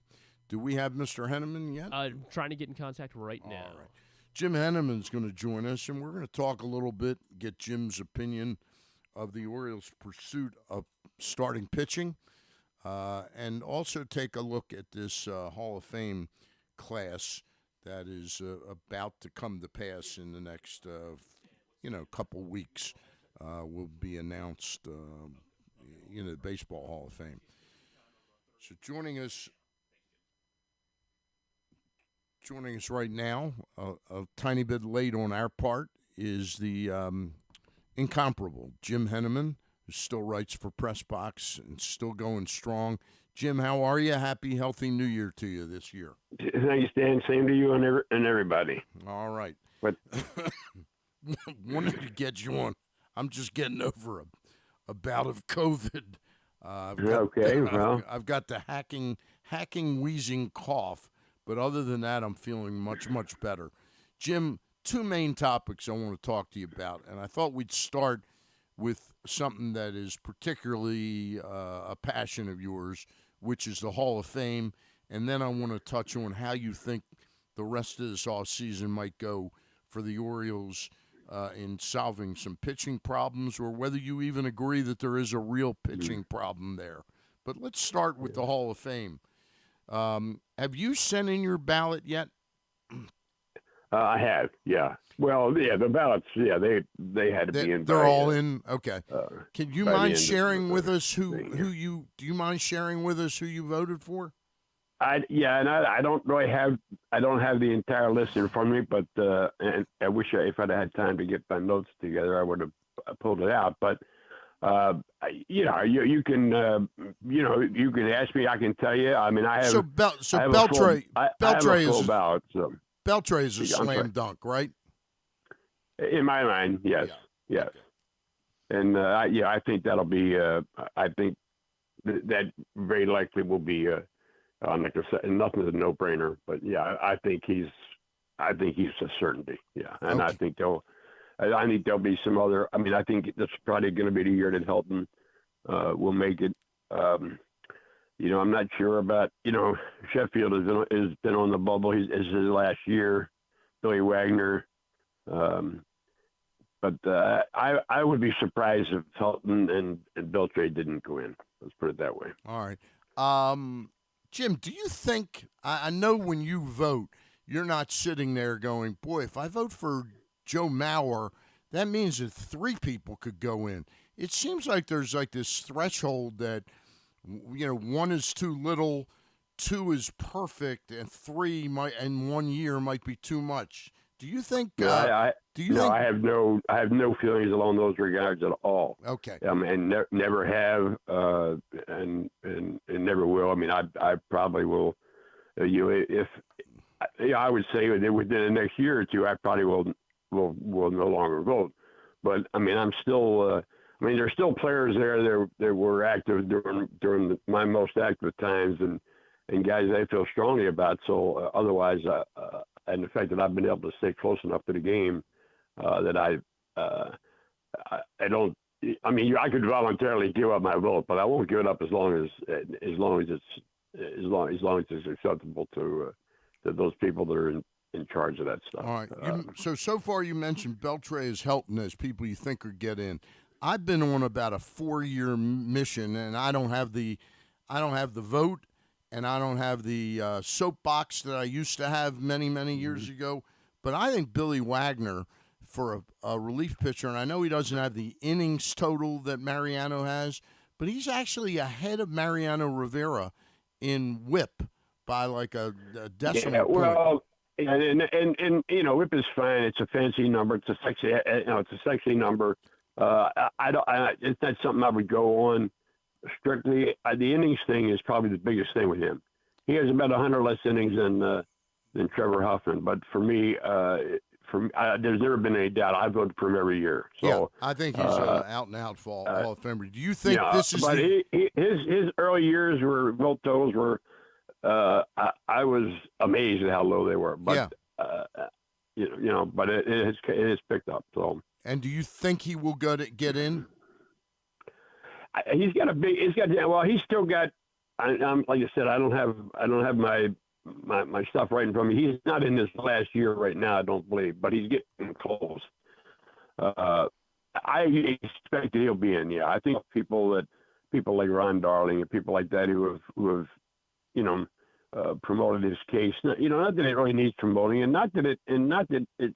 Hey, look, it took Burt Blatler, 14 years to get in. I mean, so, and I mean, there's still people that debate, whether he belongs or not. And of course, again, that's another one. There's never a doubt in my mind about that either. But that's why,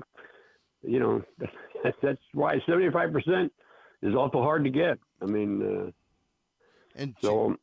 and Jim, we're at the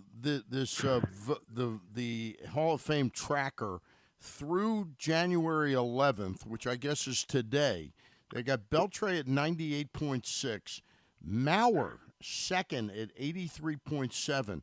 I guess my question wouldn't be, is Joe Mauer a Hall of Famer? Are you surprised that it appears to be a slam dunk? No, that's not a. I don't know what I have not been on that tracker at all this year, to be honest with you. But those numbers will go down drastically. I mean, the early numbers are always a lot of people, and I'm myself included. I have always held off writing about my ballot before the announcement, just because it. Not that it's going to influence anybody, but I think sometimes some people might think that it's that. I think Maurer was a bubble guy for me, but he was on my ballot. And again, there's a stretch on things there. I mean, like Mattingly never made my ballot, and yet and I can see there's a strong case of, you look at Maurer and you look at Mattingly, and you can make an argument that they're pretty much the same person. Mm-hmm. I don't completely agree with that, but it's certainly a valid argument. So I would be amazed if his tally stayed anywhere near that high. Okay. I actually would be surprised if he went in in the first year, just because it just doesn't seem to happen very often. And, yeah, I'm shocked that he's number 2 right now, ahead of Todd Helton and ahead of Billy Wagner. Yeah. Well, that again, I don't know what the vote what the number is right now. I mean, the final number is going to be somewhere around. The final vote number is going to be somewhere around 400, I'm guessing, which means you need 300. You're going to need close to around 300 to get in. So okay. Well, right now, Beltre 98.6, Maurer 83.7, Helton 83, Wagner 79.6, and Sheffield 75.5, and Andrew Jones at 70.1, Beltran at 67.3%. Those are the people in the world there. Well, those last numbers are probably are in indication to me that those guys that are in the 70s right now are probably going to probably fall short. That almost always has been the case now. Maybe somewhere along the line that might change, but the tradition has been. I mean, this is kind of like waiting for all the precincts are in California. Yeah. But so the early. And again, like I say, I'm, my vote is not on that, is not among that thing because they don't know my vote. I mean, my vote will be public after the fact. Right. But I have not made mine public. So what's there is voters who have made their vote public. Is anybody past this top 5 with Sheffield right now at 75.5? And I agree with you. I think he will fall short. I think Wagner may eke in, but it wouldn't shock me if he falls below. But is there anybody in that next group, Andrew Jones, Carlos Beltran, Chase Utley, I'm going to leave it at those 3 players, that you think is an out-and-out Hall of Famer? Not that they'll get in this year, but you think that there's no question they'll eventually get in? I think Beltran and give me the name. Utley and Jones. I think Beltran and will ultimately get in. I think Jones will be too. I'm not so sure about Utley. Okay. Utley has kind of been in a lot of people are kind of lumping him in the Lou Whitaker category right now, which is probably not a bad comparison. But I think that, there's something. I mean, Jimmy Rollins is a guy that's, that kind of has flown under the radar in this thing a little bit too. So, and I'm not going to say that it's kind of like Utley and Jimmy Rollins and Trammell and Whitaker.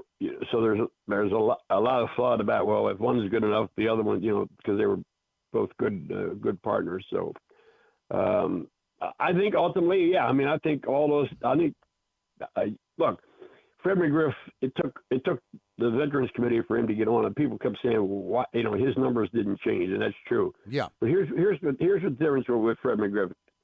If you go back and look at all the years that Fred McGriff was on the ballot, there were like 15 Hall of Famers that were elected into the Hall of Fame. There were on ballots that he was on, which just means that there just wasn't room in some places for people to put him on. Yeah. I mean, he was always on my ballot, but I can, a lot of people because he was hurt because he played for so many teams, and he was in a couple of big trades, which in some cases, for some reason or other, people might hold that against you. I mean, he was in a couple of major trades that had some pretty good players, including Hall of Famers, involved in it. So, so I mean, that's the reason why sometimes it just takes a while.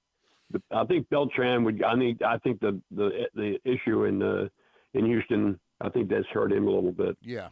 He's got some pretty good numbers.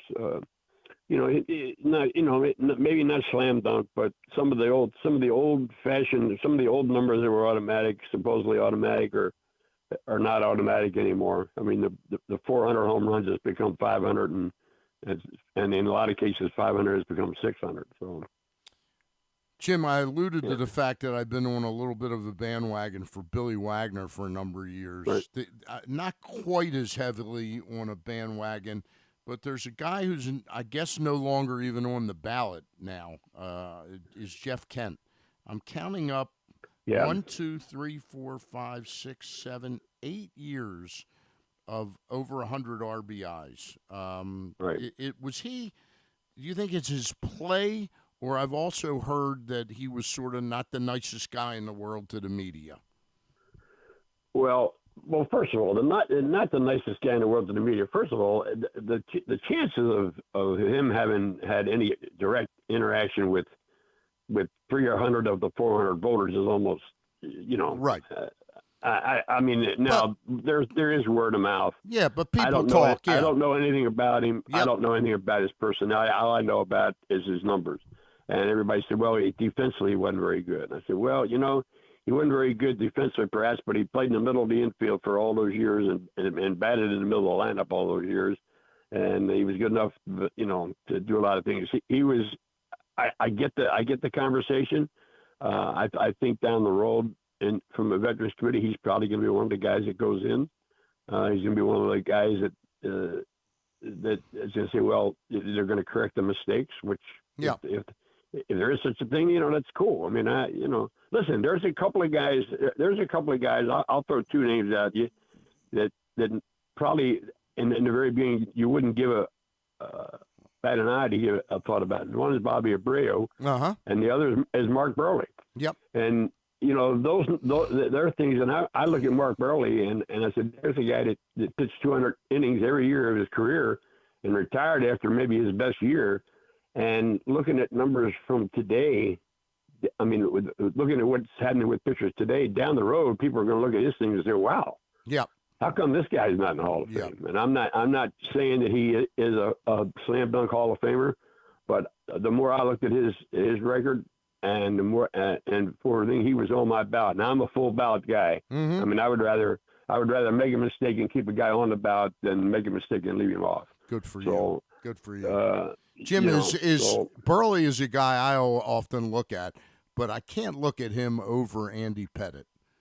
Is Pettit a guy that's a mistake guy that eventually gets in? Right. He, I think that but in all fairness, I mean, Andy's thing is his postseason numbers are off the charts, and that's not to be held against him. Don't get me wrong. Whether how much his, he was very honest about his, PED use and stuff like that. How much that has hurt him, I can't really answer. I thought he was borderline, through most of it, and I would admit that Burley certainly is borderline, and he himself has said he doesn't think he's a Hall of Famer, which I admire his honesty, but I wonder if deep down, he might. Sometimes there are numbers out there that don't jump off the pages at you, but they're pretty impressive. And to me, his consistency over that period of time, and he was as good at the end as he was pretty much anywhere. Which is the same thing about Wagner. Wagner had a great year at the end and just retired. He just decided he'd had enough. So if he'd have pitched another year or so, I don't think there's any question he'd already be in. I use the whip number with him, but the other numbers that are amazing are strikeouts to innings pitched and hits per inning.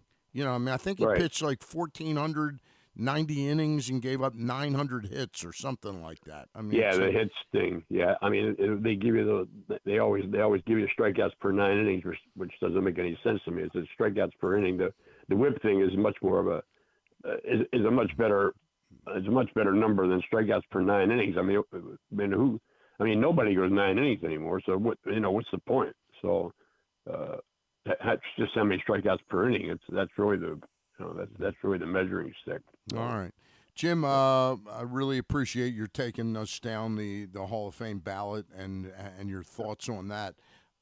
Baseball season is about, 5 weeks away from pitchers and catchers reporting in Sarasota. It seems the older we get, the off-season moves by even faster, doesn't it, Jim? It does, yeah. It's, winter is, if you really get into it, winter is sometimes between the Super Bowl and pitchers and catchers, and that's about 2 days. So yeah, I love that quote that Janet Marie Smith put in the stadium down there in Al Smith Stadium, which is people ask me what I do during the off season, and I sit out the window and wait until spring comes. I think it was Hannes Wagner that said that. Yeah. Wagner or Hornsby, one of those guys. I think it was Rogers Hornsby. It's right around the corner. Your thoughts on the look, from a PR standpoint, I get what Mike Elias does. He ascribes firmly to loose lips sink ships. This is the most tight-lipped Orioles organization I've ever seen. It's not going to change while he's here, and I'm not even criticizing him. But from a PR standpoint, it doesn't excite the fan base. Your thoughts on the postseason so far, or Mike Elias's offseason up to date right now? I'm not. First of all, everybody has said from the get-go that they need an ace. Well, I'm in my mind right now. I think he feels like he has two. In Bradish and Rodriguez. Now, they're not. The numbers are not there. They back it up. But I think that he's got two. He feels like he has two that can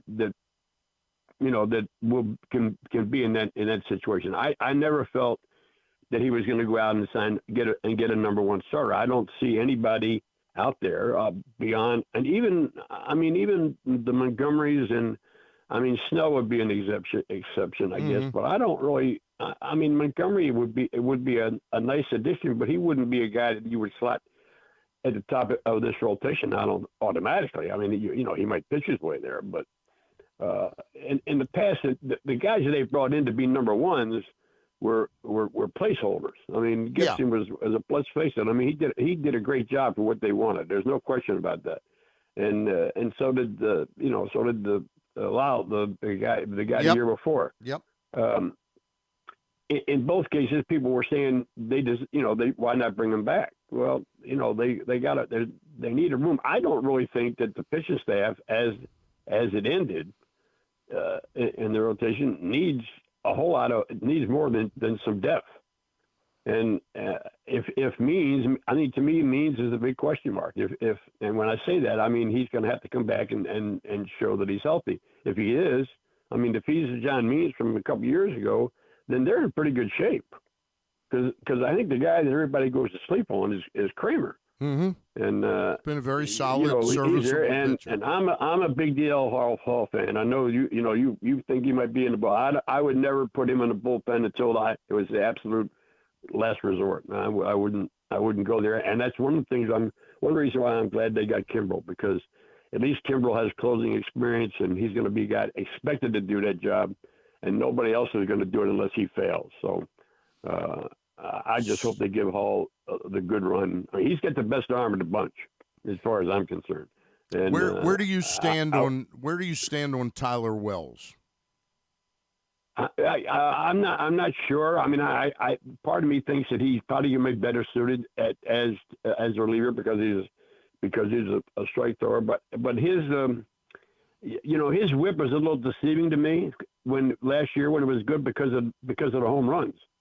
I looked at it more like, how many bases per inning is, guys getting on base was one thing. He had a really low whip at one point, but a lot of those whips were guys that were touching all the bases. So I don't know. I think the jury's still out there, and he's an older guy. He's been around a while. He's in his late 20s now, and he's had a little bit of success both ways. So, let's face it, Kimbrel's going to be the closer unless he proves that he can't be. So that means that they're going to need guys, and they're going to need guys at the back end of the rotation. So let me ask you this with Kimbrel. I'm not saying he's not a terrific pickup, but don't you think that the club goes in with open eyes that they've got to use him a little less than Philadelphia did last year? I don't have the numbers in front of me, but there were several times where he was back-to-back and a couple times 3 games in a row. Well, without seeing his game logs, I don't know. That would be true with anybody. I mean, look, Rivera didn't pitch 3 times in a row. I mean, it's just something you don't avoid. I mean, back in the day with the little bit of time that he managed the Yankees, the one thing about Dick Hauser as a manager was that he never used Gossage 3 days in a row, and he never got Gossage up and coming in the game. I mean, he was a master at using his closer in that regard. So, I look at Kimbrel as, I mean, I asked some people about him, and I was like everybody else, a little bit shocked because his postseason, his last couple of games. That's what you remember. I mean, you can remember, and it's in the postseason. So, but I guess his overall body of work was good, during the season. Mm-hmm. But if he did pitch a lot of times 3 times in a row, then yeah, I would expect that probably would, it was more the amount of 2 games. I think he did 3 twice, but they were pretty close together, like in August or something like that. I remember looking at it carefully when we first acquired him. I guess my question, Jim, is if you had the ability to give up a lot of talent and you could get Dylan Cease or Jesus Luzardo, or sign, say, a Robert Stevenson out of the bullpen and pay a little bit of maybe an exorbitant price dollar-wise, which do you think the club needs more? In all honesty, I think that's probably a flip of the coin. I mean, there's enough guys. There's a lot of guys in the bullpen. Yeah. That are going to have to be in the bullpen, one way or another. I mean, we don't even talk about Mike Baumann. I mean, and he was. I mean, he did his job pretty much as good as anybody could a year ago. I would not. I will say this. I think if they do make a trade for a guy like Cease or something like that, the initial reaction in Baltimore for the trade is going to be there was a bad trade. Mm-hmm. I'm convinced of that because I agree because with you. we're so hyped up on the number of prospects who we already have halfway in the Hall of Fame that we don't know. And there are some guys out there, and I mean, when I looked at the thing and they said that they wanted three guys for Cease, I'm like, there's no way. I'm not sure I would do 2. Yeah. I mean, I wouldn't do 2. I mean, they have 6 guys in the top 50.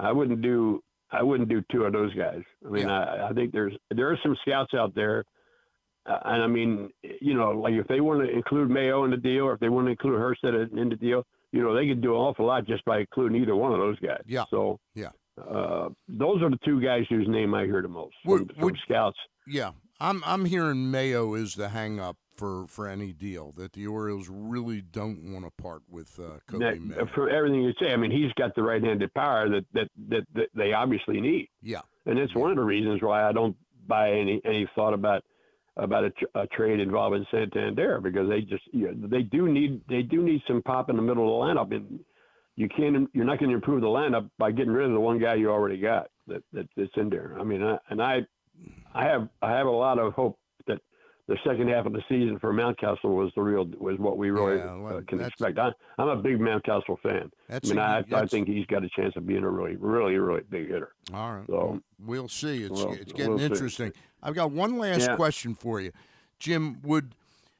Does the reality of where the Orioles are in terms of expending money to sign people long term? In other words, it sounds like the world that Dylan Cease has got 2 years and Jesus Luzardo's got 3 years. But does the reality hit you that the Orioles aren't going to re-sign one of those guys for $175 million 2 years from now, and you've given up Mayo, you've given up 5-6 years of Mayo and 5-6 years of Kjerstad? Does that hit you in the face? Oh, absolutely. Yeah. I mean, that's just common business sense. I mean, I'm pretty much convinced, and I don't know who they're going to be or how it's going to be done, but when I hear all the talk about, and Elias has said repeatedly that Holiday has a legitimate chance to make this opening day lineup. In my mind, I would have said there's like zero chance that would happen, just from a business standpoint. But he has shown that he will not hold guys back just to get that extra year. So, in other words, he'll come in and have the guy, be himself and be a rookie of the year and get another draft choice type thing. So I believe him when he says that. But when I look at the makeup of this team right now, I don't see how all these guys can make the team. Yeah. I mean, I don't know, and I do think that down the road, I think in the back of his mind, I think they have one or two of these guys that they're going to have to hang their hat on, that they're going to hopefully have to be able to make franchise players out of them. I expect that, there will be somebody that they'll be able to get. Who it's going to be, I don't think we have any idea. I mean, it could be Holiday, it could be Henderson, it could be Joey Ortiz. Yeah. I mean, we haven't even talked about him, and he's supposedly the best shortstop in the organization.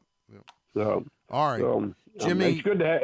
It's a good problem to have. It is a good problem to have. Yeah. It certainly beats the problems we had 3 to 5 years ago. Exactly. Yeah. This is probably the most talent that I can remember in this organization in a long, long time. I'm going back to the Rich Baylor days. Yep. When you had guys back-to-back minor league player of the year and going back to the minor leagues a year. So that's a long time ago, Jimmy. Yes, it's always was. great. Yeah. Always great to catch up with you. Good luck in the postseason football pool. Okay. Very good. Love you, Take man. care, Happy, Sam. healthy New Bye-bye. Year to you. All right.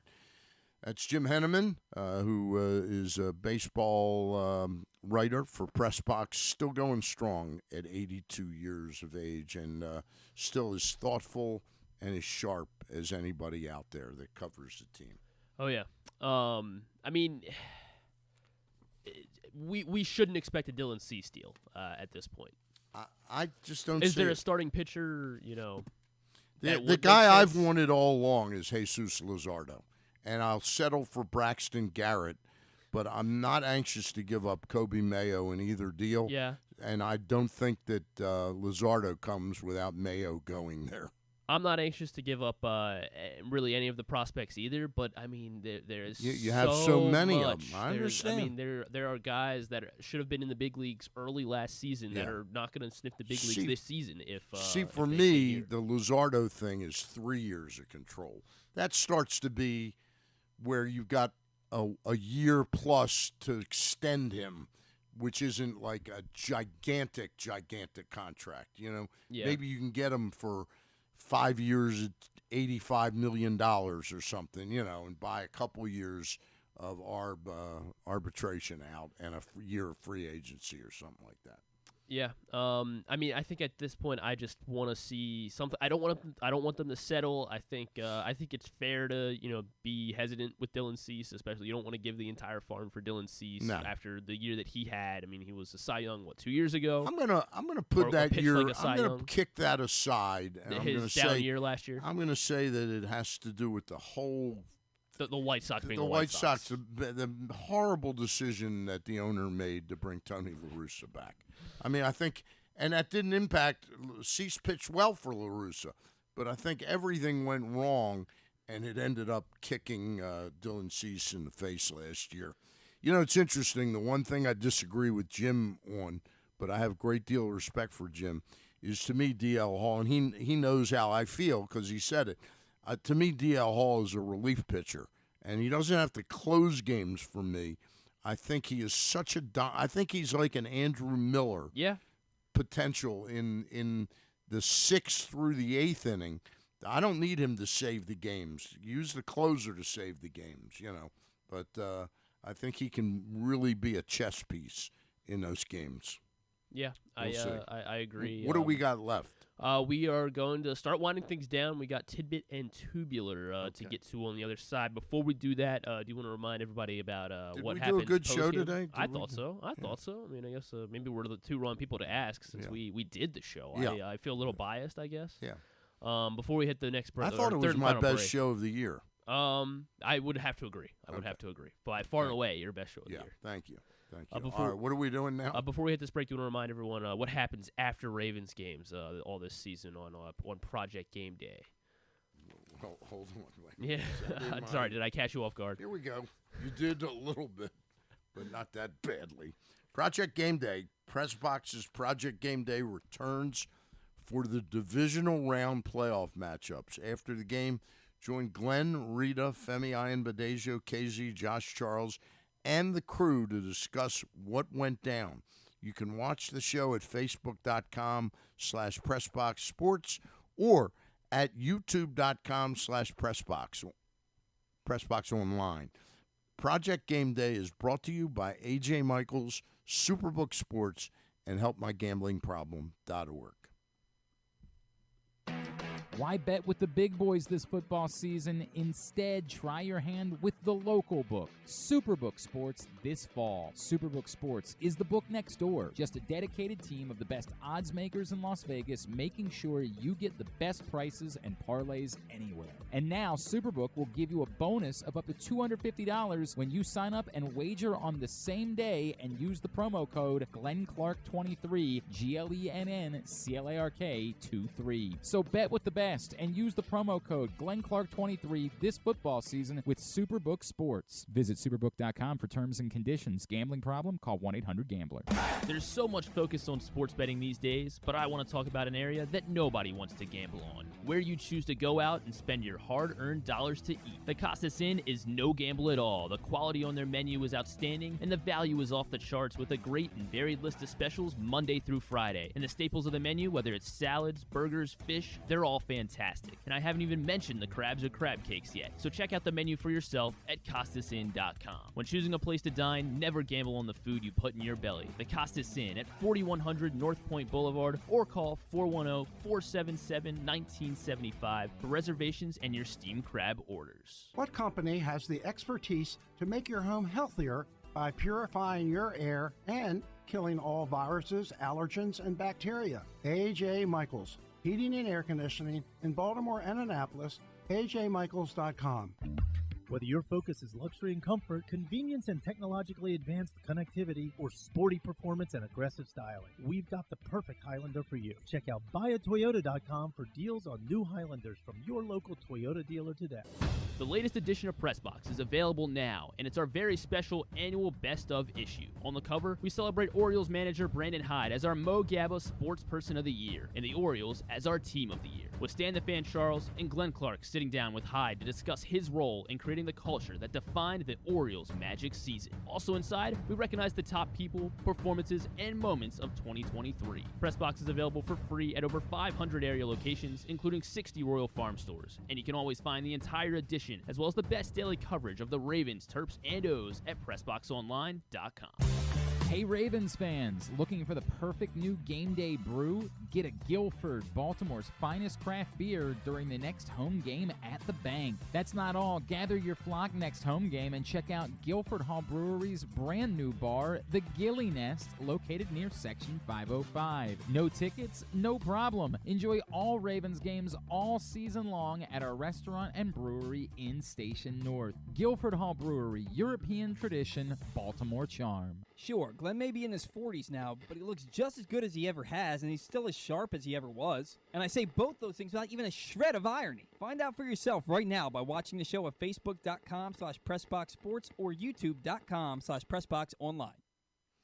Stan the Fan back here hosting GCR, and just want to make sure I spelled something right. God damn it. It's all right, Stan. When we take over for a second. Okay, all right. I do want to remind everybody as we wind things down here that the latest edition of Press Box is available now, and you can get it at all the local Royal Farms. And Stan, do me a favor here. Pass me that paper sitting in front of you. Which paper? Right in front of you. And I want to remind you that the latest edition of Press Box is available now. For our annual Best of issue with Pressbox, celebrating the Orioles as the Team of the Year and manager Brandon Hyde as the Mo Gabba Sports Person of the Year. Inside, we celebrate the top people, performances, and moments of the last 12 months in local sports. So pick up the Best of issue at your neighborhood ROFO or any of the hundreds of locations around town where you find Pressbox, or read the entire edition of the issue at PressBoxOnline.com. All right. We're getting into Tidbit of the Day and Tubular. The Tidbit of the Day is brought to you by the Toyota Tacoma. It comes in a range of models and trim lines, so you can choose the perfect Tacoma to reflect your unique personality and driving habits. Check out buyatoyota.com for deals on new Tacomas from your local Toyota dealer today. All right, Tidbit. Tidbit-wise, let's see what direction I want to go with this. I'll do this one first. Kyron Williams, he was the running back for the Rams this season. He finished third in rushing yards this season despite missing 5 games, and he became the second player ever in NFL history to finish top 3 in rushing in a season where they missed 5 games. Any idea who the other guy that finished top 3 in rushing despite missing 5 games during the season? I'm going to guess Jim Brown. That's an excellent guess. He was not top 3. I kind of set you up the field for this one. He was a 1937 Pittsburgh Pirate. Bronco Nagurski? No. That's close, though. Bull Carsis. No. That was my next pick. That was going to be the Bull?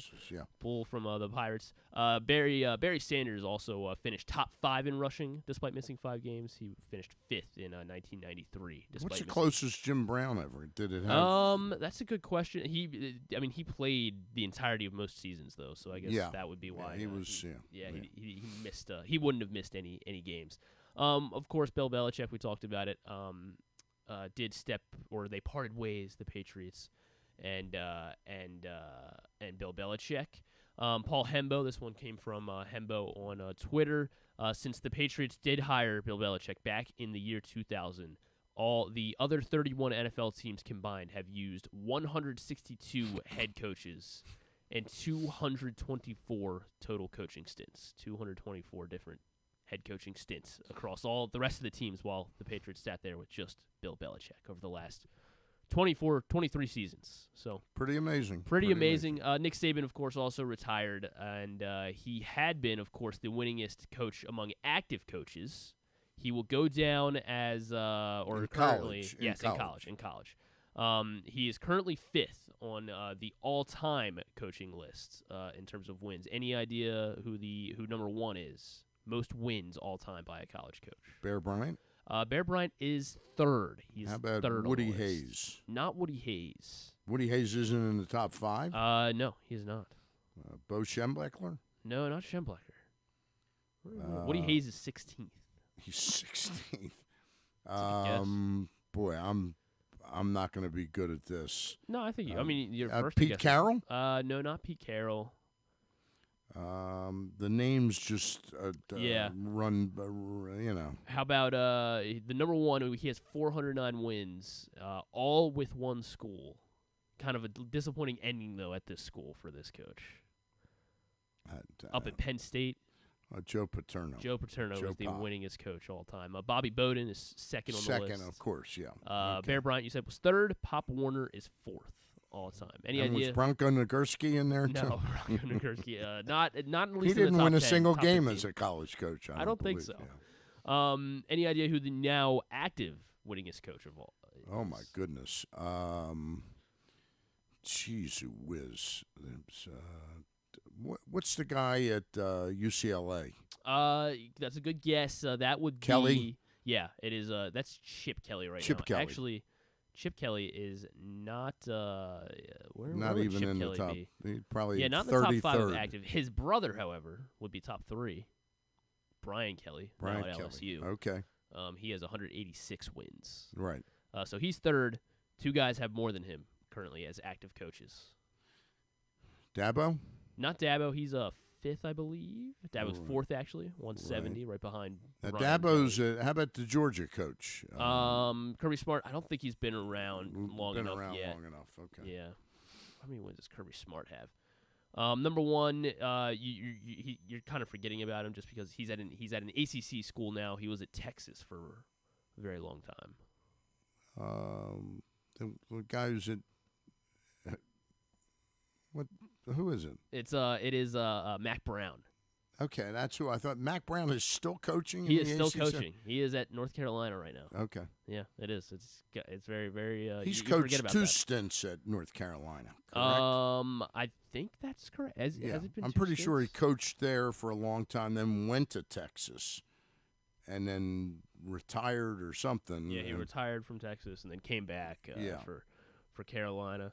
No, I believe this was his first stint at Carolina. Wait a minute. App Where State. was he before? Where was he before Texas? Oh no, you're right. Sorry, he is. This is his second stint. You were right. My fault. Wasn't he there for about 8 years at? Yeah, you're right. Yeah, 9 seasons with. And how many years has he been there now? He came back in 2019, so this is like what's been 5 years. 5 years. Yeah. Okay. Mac Brown, now the most wins by active coaches. Number 2 on the list, the Iowa head coach Kirk Ferentz, 196. One of my favorite guys at Iowa. Yeah. Always loved him as an assistant coach with the Ravens back under Ted Marchibroda and Bill Belichick, Brian Billick. Yeah. Gotcha. Cool. Yeah. Nice. Well done. Well done on tidbits. Not really. No, you got it. All right. You got Bear Bryant. What do we got? We got Tidbit of the Day? Yes, Tidbit of the Day is brought to you by our annual Best of issue. We actually just shouted out the press box. Oh, you did that. Yes. That's right. Yes.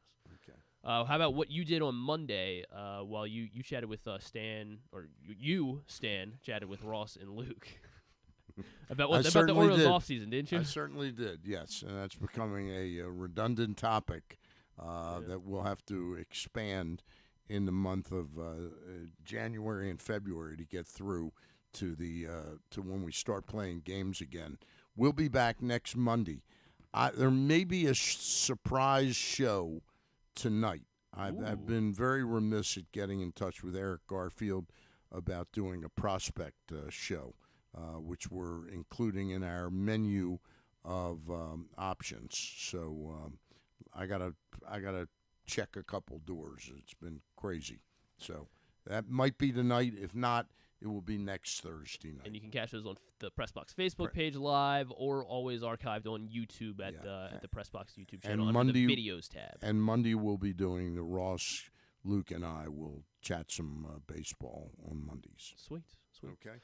Getting into Totally Tubular, a lot of local hoops in action tonight. Maryland will be hosting Michigan as they look to get their first Big Ten win of the year after some disappointing. They were close with Minnesota, but they did lose to Minnesota on Sunday. Obviously, got their butts kicked by Purdue. So hopefully, coming home, they'll take on a Michigan team without Hunter Dickinson and maybe fare pretty well. We'll see what happens. That's on FS1 at 7:00. Triple header on FS1. Michigan State and Illinois at 9. Arizona State, Washington at 11.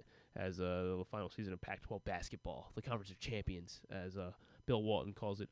winds down. UMBC going to be a nationally televised game on ESPNU at 7 o'clock. They are traveling up to Vermont. So UMBC Vermont tonight at 7 on ESPNU. Looks like the Towson game is just going to be on Flow. I don't think it's on Monumental tonight. Towson will host Stony Brook tonight. So, I do like Towson's chances, though, against Stony Brook tonight. They're laying 4.5 against the Seawolves. So if you feel bullish about them, maybe you're heading to the game, stop by the Green Turtle Sportsbook ahead of heading out to the Towson basketball game. So stop at the Green Turtle Sportsbook in Towson. You get a $10 free bet every Thursday at the Green Turtle Sportsbooks. Every Thursday at Towson and Canton, offering a free $10 bet on.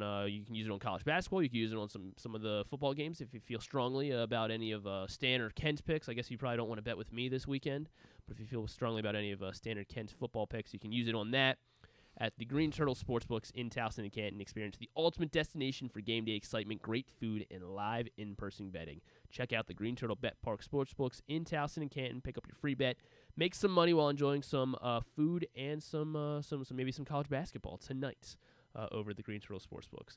Also on television tonight, ESPN2 FAU will take on Tulane at 7 o'clock on ESPN2. UCLA, Utah after that. Stanford, Oregon State. A lot of college basketball. The rest go to Glenn Clark Radio. Hofstra Northeastern on CBS Sports Network. ESPN's going to have Gonzaga Santa Clara at 9:30. Before that, Toronto Maple Leafs and the New York Islanders. The Caps will be on Monumental tonight. They play the Seattle Kraken at 7. So on NBA TV, it is the Nets and Cavs. They play at 2 p.m. today because they are playing in Paris. The Cavaliers. Of course they are. And the Brooklyn Nets. Yeah. Of course they are. Of course they are. TNT will have Celtics Bucks. It is the PGA round 1 of the Sony Open, of course. Who you got in that one, the Sony Open? Who do I have winning this? Yeah. Who do you have winning this? This is what everyone tunes in for. Glenn's or John Daly. John Daly. Probably pretty good odds if you bet on John Daly. Non-sports wise, not a whole lot. There's a new show on Netflix. It's called Boys Swallows Universe. It's like an Australian show. It looks okay. I mean, if you're bored, check that on Netflix. On Peacock, it is the series premiere of Ted. So the little teddy bear was voiced by Seth MacFarlane. They're doing a prequel series of Ted. Fantastic! Is it fantastic? Yeah. What's it called? T. It's just they're still calling it Ted. They're just calling it Ted the series. Let's see. On Kimmel, he's going to have Natalie Portman and Chris DiStefano. Matthew McConaughey is going to be on Fallon tonight, as well as Wyclef Jean and Pusha T. I'm not sure why. Tina Fey will be on Seth Meyers, and that is those are your non-sports highlights. So, all right, that's a wrap. Then that is a wrap. Tubular and tidbit of the day. Absolutely. Stan, thanks a lot. I will be back tomorrow. Do we have anything booked at all? Bo Smolko is going to join us, of course. Of course, the one and only Bo Smolko. We wanted to. Yeah, I mean, I guess you and I will figure out. We'll figure it out. But Bo Smolko, that's really all you need. Yeah. On a Friday, Stan, myself, and Bo Smolko talk some Ravens. Definitely all you need. But a big thanks to everyone today. Cordell Woodland joining us today, as well as the great Jim Henneman. And KZ. We'll get it up in the well, you're supposed to lead me into this, and I say, do you want me to lead you into it? We'll get it up in the greatest hit section of the archives. That works. Archives. That works. Yeah. All right. That's a wrap for today's show. I'll be back one more day, and then Glenn Clark returns from broadcasting the National Shuffleboard tournament on the SSS Minnow, and we wish him well doing that. Yes. Okay?